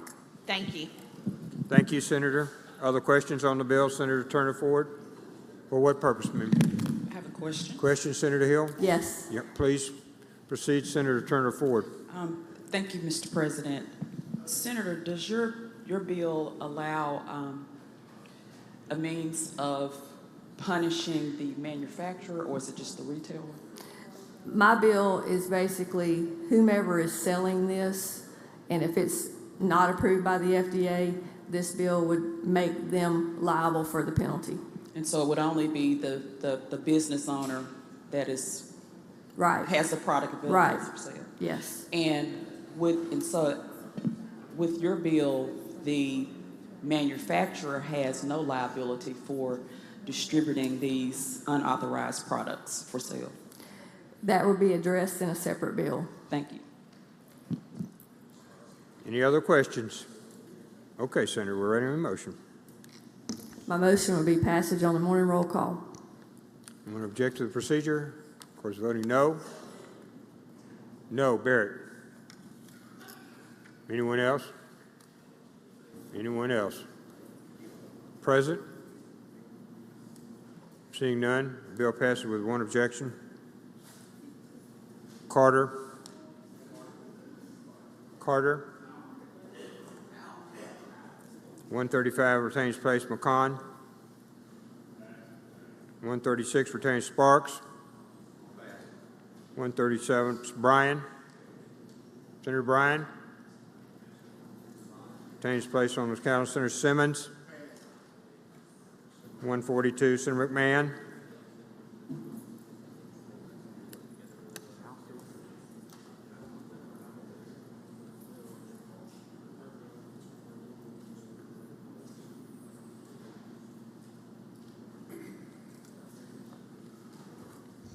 Call up item on 143 on today's calendar. Ask the title to be read. Mr. Clerk, please read the title. Senate Bill number 2856, cleaning dilapidated property, bring forward code section related to. Make the usual motion. Senator makes the usual motion. All in favor signify by saying aye.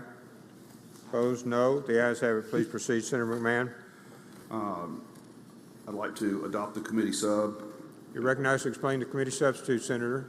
So this is Senator England's bill, and what's being done here is, Mississippi, we've got roughly 300 towns and cities in Mississippi, and we're just bringing forward some codes to try to do something with the dilapidated property in a lot of these little small towns and cities. I don't know what the final product's going to look like. Trying to work with MML, trying to work with mayors, aldermen, working with my colleague, my counterpart in the House to see what we can come up with. And that's what we've done, is just added a reverse repealer so that we can when we bring a final product in here, I think it'll be something that'll help all of our cities. And for any of you here that used to be mayors or aldermen or city attorneys, I would certainly welcome any thoughts that you have on this bill. But for now, it's just a working process. And the committee sub, we just put a reverse repealer in it to keep it going. And that's what the bill does, trying to help our cities. Senator DeBar, for what purpose, sir? Question, Mr. President. You here for a question, Senator McMahon? I do. Senator DeBar, you recognize. Thank you, Senator. So this is just the code sections with a reverse repealer. There's no Yes, sir. changes, no nothing whatsoever. That's all it does. Okay. Yep.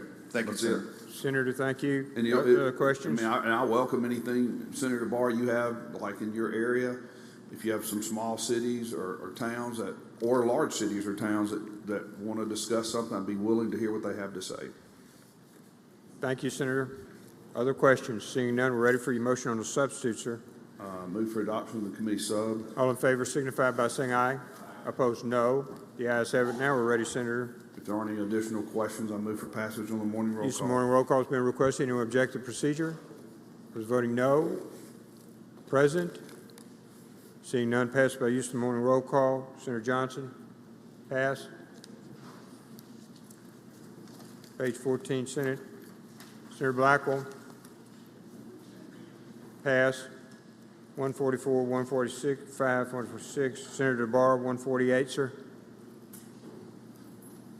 Thank you, Mr. President. Call up 148 and have the title read. Mr. Clerk, please read the title. Senate Bill number 2348, State Workforce Investment Board, make technical changes to provisions related thereto.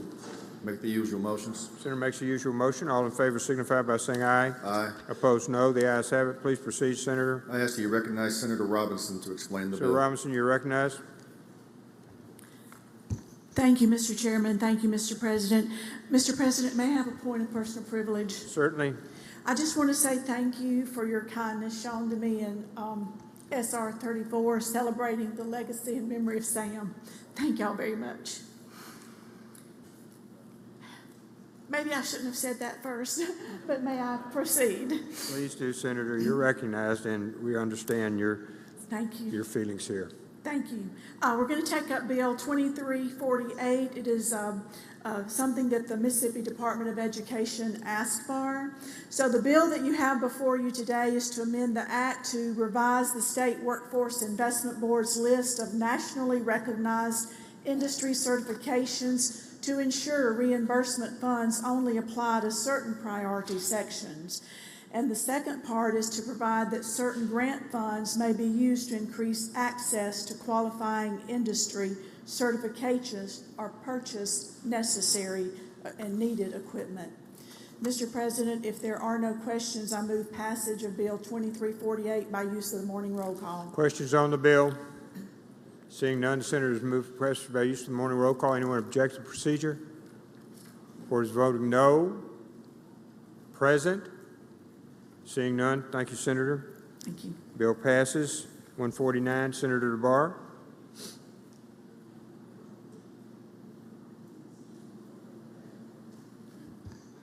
Pass items 149 and 50, retain their place on the calendar. Retain their place on the calendar. Senator Younger. Senator Younger. Pass and retain Senator Bryan. Pass and retain Senator Boyd. Pass and retain Senator Blackwell. Pass and retain Senator Wiggins. Pass and retain Senator England. 161, Senate.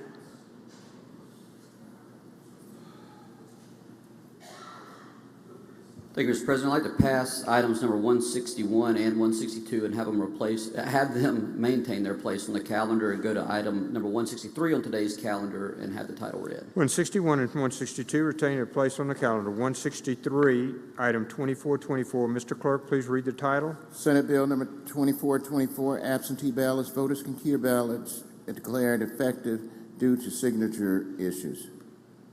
Make the usual motion. Senator makes the usual motion. All in favor signify by saying aye. Aye. Opposed, no. The ayes have it. Please proceed, Senator. Thank you, Mr. President. This bill simply allows for voters who have voted absentee to clarify if a signature issue arises. I've talked with our circuit clerks.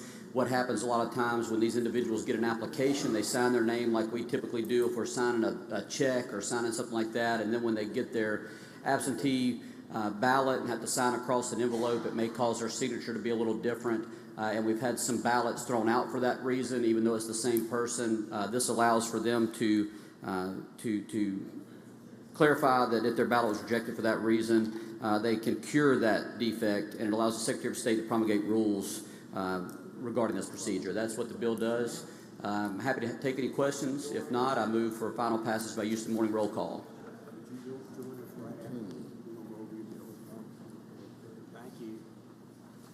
Questions on the bill? Seeing none, we're ready on your motion, sir. Yes, the motion is for final passage by use of the morning roll call. Use of the morning roll call has been requested. Anyone object to the procedure? Court is voting no. Present. Bill passes by use of the morning roll call. Senator Michelle. Senator Michelle passes. Senator England. Pass. Senator Bryan. Pass. Senator Boyd. Pass. Senator Younger. Pass. Senator Wiggins. Pass. Senator Fillingane. Senator Bryan. That takes us to 180. Senator Barr. Pass. 186. Senator Williams. Senator Bryan. Senator Delano. Senator England. Senator Parker. Senator Hobson, you're recognized. Thank you, Mr. President. I move that we suspend the rules to go back to item 46 on today's calendar. Motion to suspend the rules. All in favor signify by saying aye. Aye. Opposed, no. The ayes have it. Thank you. I ask that the title of the bill be read. Mr. Clerk, please read the title. Senate Bill number 2926, appropriation, additional appropriations for various state agencies for fiscal year 2024 and fiscal year 2025. I move that we do concur and ask to be recognized to explain. Be recognized to explain.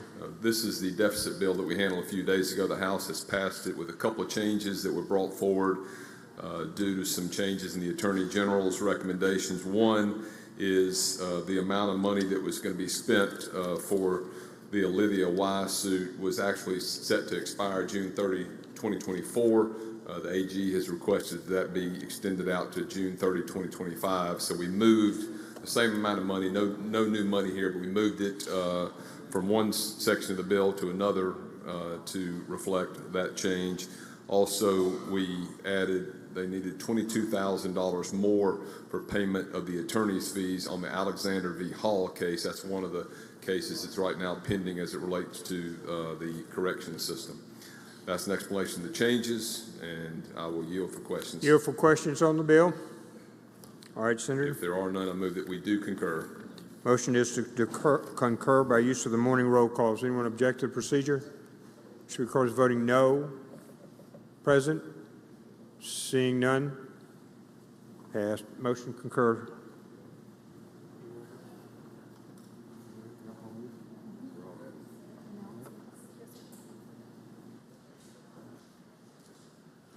Okay. Well done. Y'all over 40 bills this morning. And please be careful on the way home. Weather's bad. Appreciate y'all's hard work today and yesterday and the day before. Senator Branning. Thank you, Mr. President. I'd like to hold number 1 on today's calendar, Senate Bill 2846, on a motion to reconsider. I'd also request unanimous consent to be added as a co-author to number 134, Senate Bill 2441 on today's calendar. Seeing no objection is granted. Motion as well. Senator Norwood. Thank you, Mr. President. I'd like to request unanimous consent to be added to a couple of bills. Yes, sir. Number 97 on today's calendar, 2684, and number 99 on today's calendar, 2407. 2684 and 2407. Thank you, Mr. President. Seeing no objection, granted. Senator England. Thank you, Mr. President. I'd like to ask for unanimous consent to be added as a co-author on an item on yesterday's calendar. That's number 50 on yesterday's calendar was Senate Bill 2355, and also have an announcement at the proper time. 2355. Senator Hill, we'll come back with the announcement in 1 second, Senator Hill. I'd ask for unanimous consent to be added as a co-author on number 132 on today's calendar, Senate Bill 2135. 2135, Senator Sparks. Thank you, Mr. President. I'd like to hold on a motion to reconsider number 148, Senate Bill 2348 on today's calendar. 2348. Senator England, we're ready on your announcement, sir. Thank you, Mr. President. It'll be the last time that I remind the body that tomorrow is your day to go by and vote in person absentee for next Tuesday's primary. Make sure to do that if you can't get around to vote next Tuesday. Thank you, Mr. President. Senator Chasnow. For an announcement, Mr. President. Please proceed. I'd like to remind the members of the Tourism Committee that on Monday afternoon, we're going to have a joint meeting in room 216 at 3 p.m. We will have a presentation by Visit Jackson.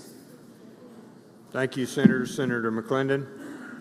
Thank you, Mr. President. By unanimous consent, I'd like to be added as co-author on number 134, Senate Bill 2441. 134, 2341, Mr. Clerk. Seeing no objection, granted. Senator Turner Ford. Motion to reconsider. Please proceed. I'd like to hold item 134 on a motion to reconsider. 134, motion to reconsider. And the bill number, please, ma'am. Senate Bill 2441. 2441, Mr. Clerk. Thank you. Senator England. I'd like to be added as a co-author, I ask for unanimous consent to be added as a co-author on number 163 on today's calendar, number 2424. 2424. Seeing no objections, granted. Okay. Any other announcements? Any other announcements? Okay, please be safe on the way home. Excellent work this week, and we really appreciate it. Senator Pope. Thank you, Mr. President. I move the Senate stand adjourned until Monday at 4 p.m. Monday at 4 p.m. All in favor signify by saying aye. Opposed, no. The ayes have it. We stand adjourned.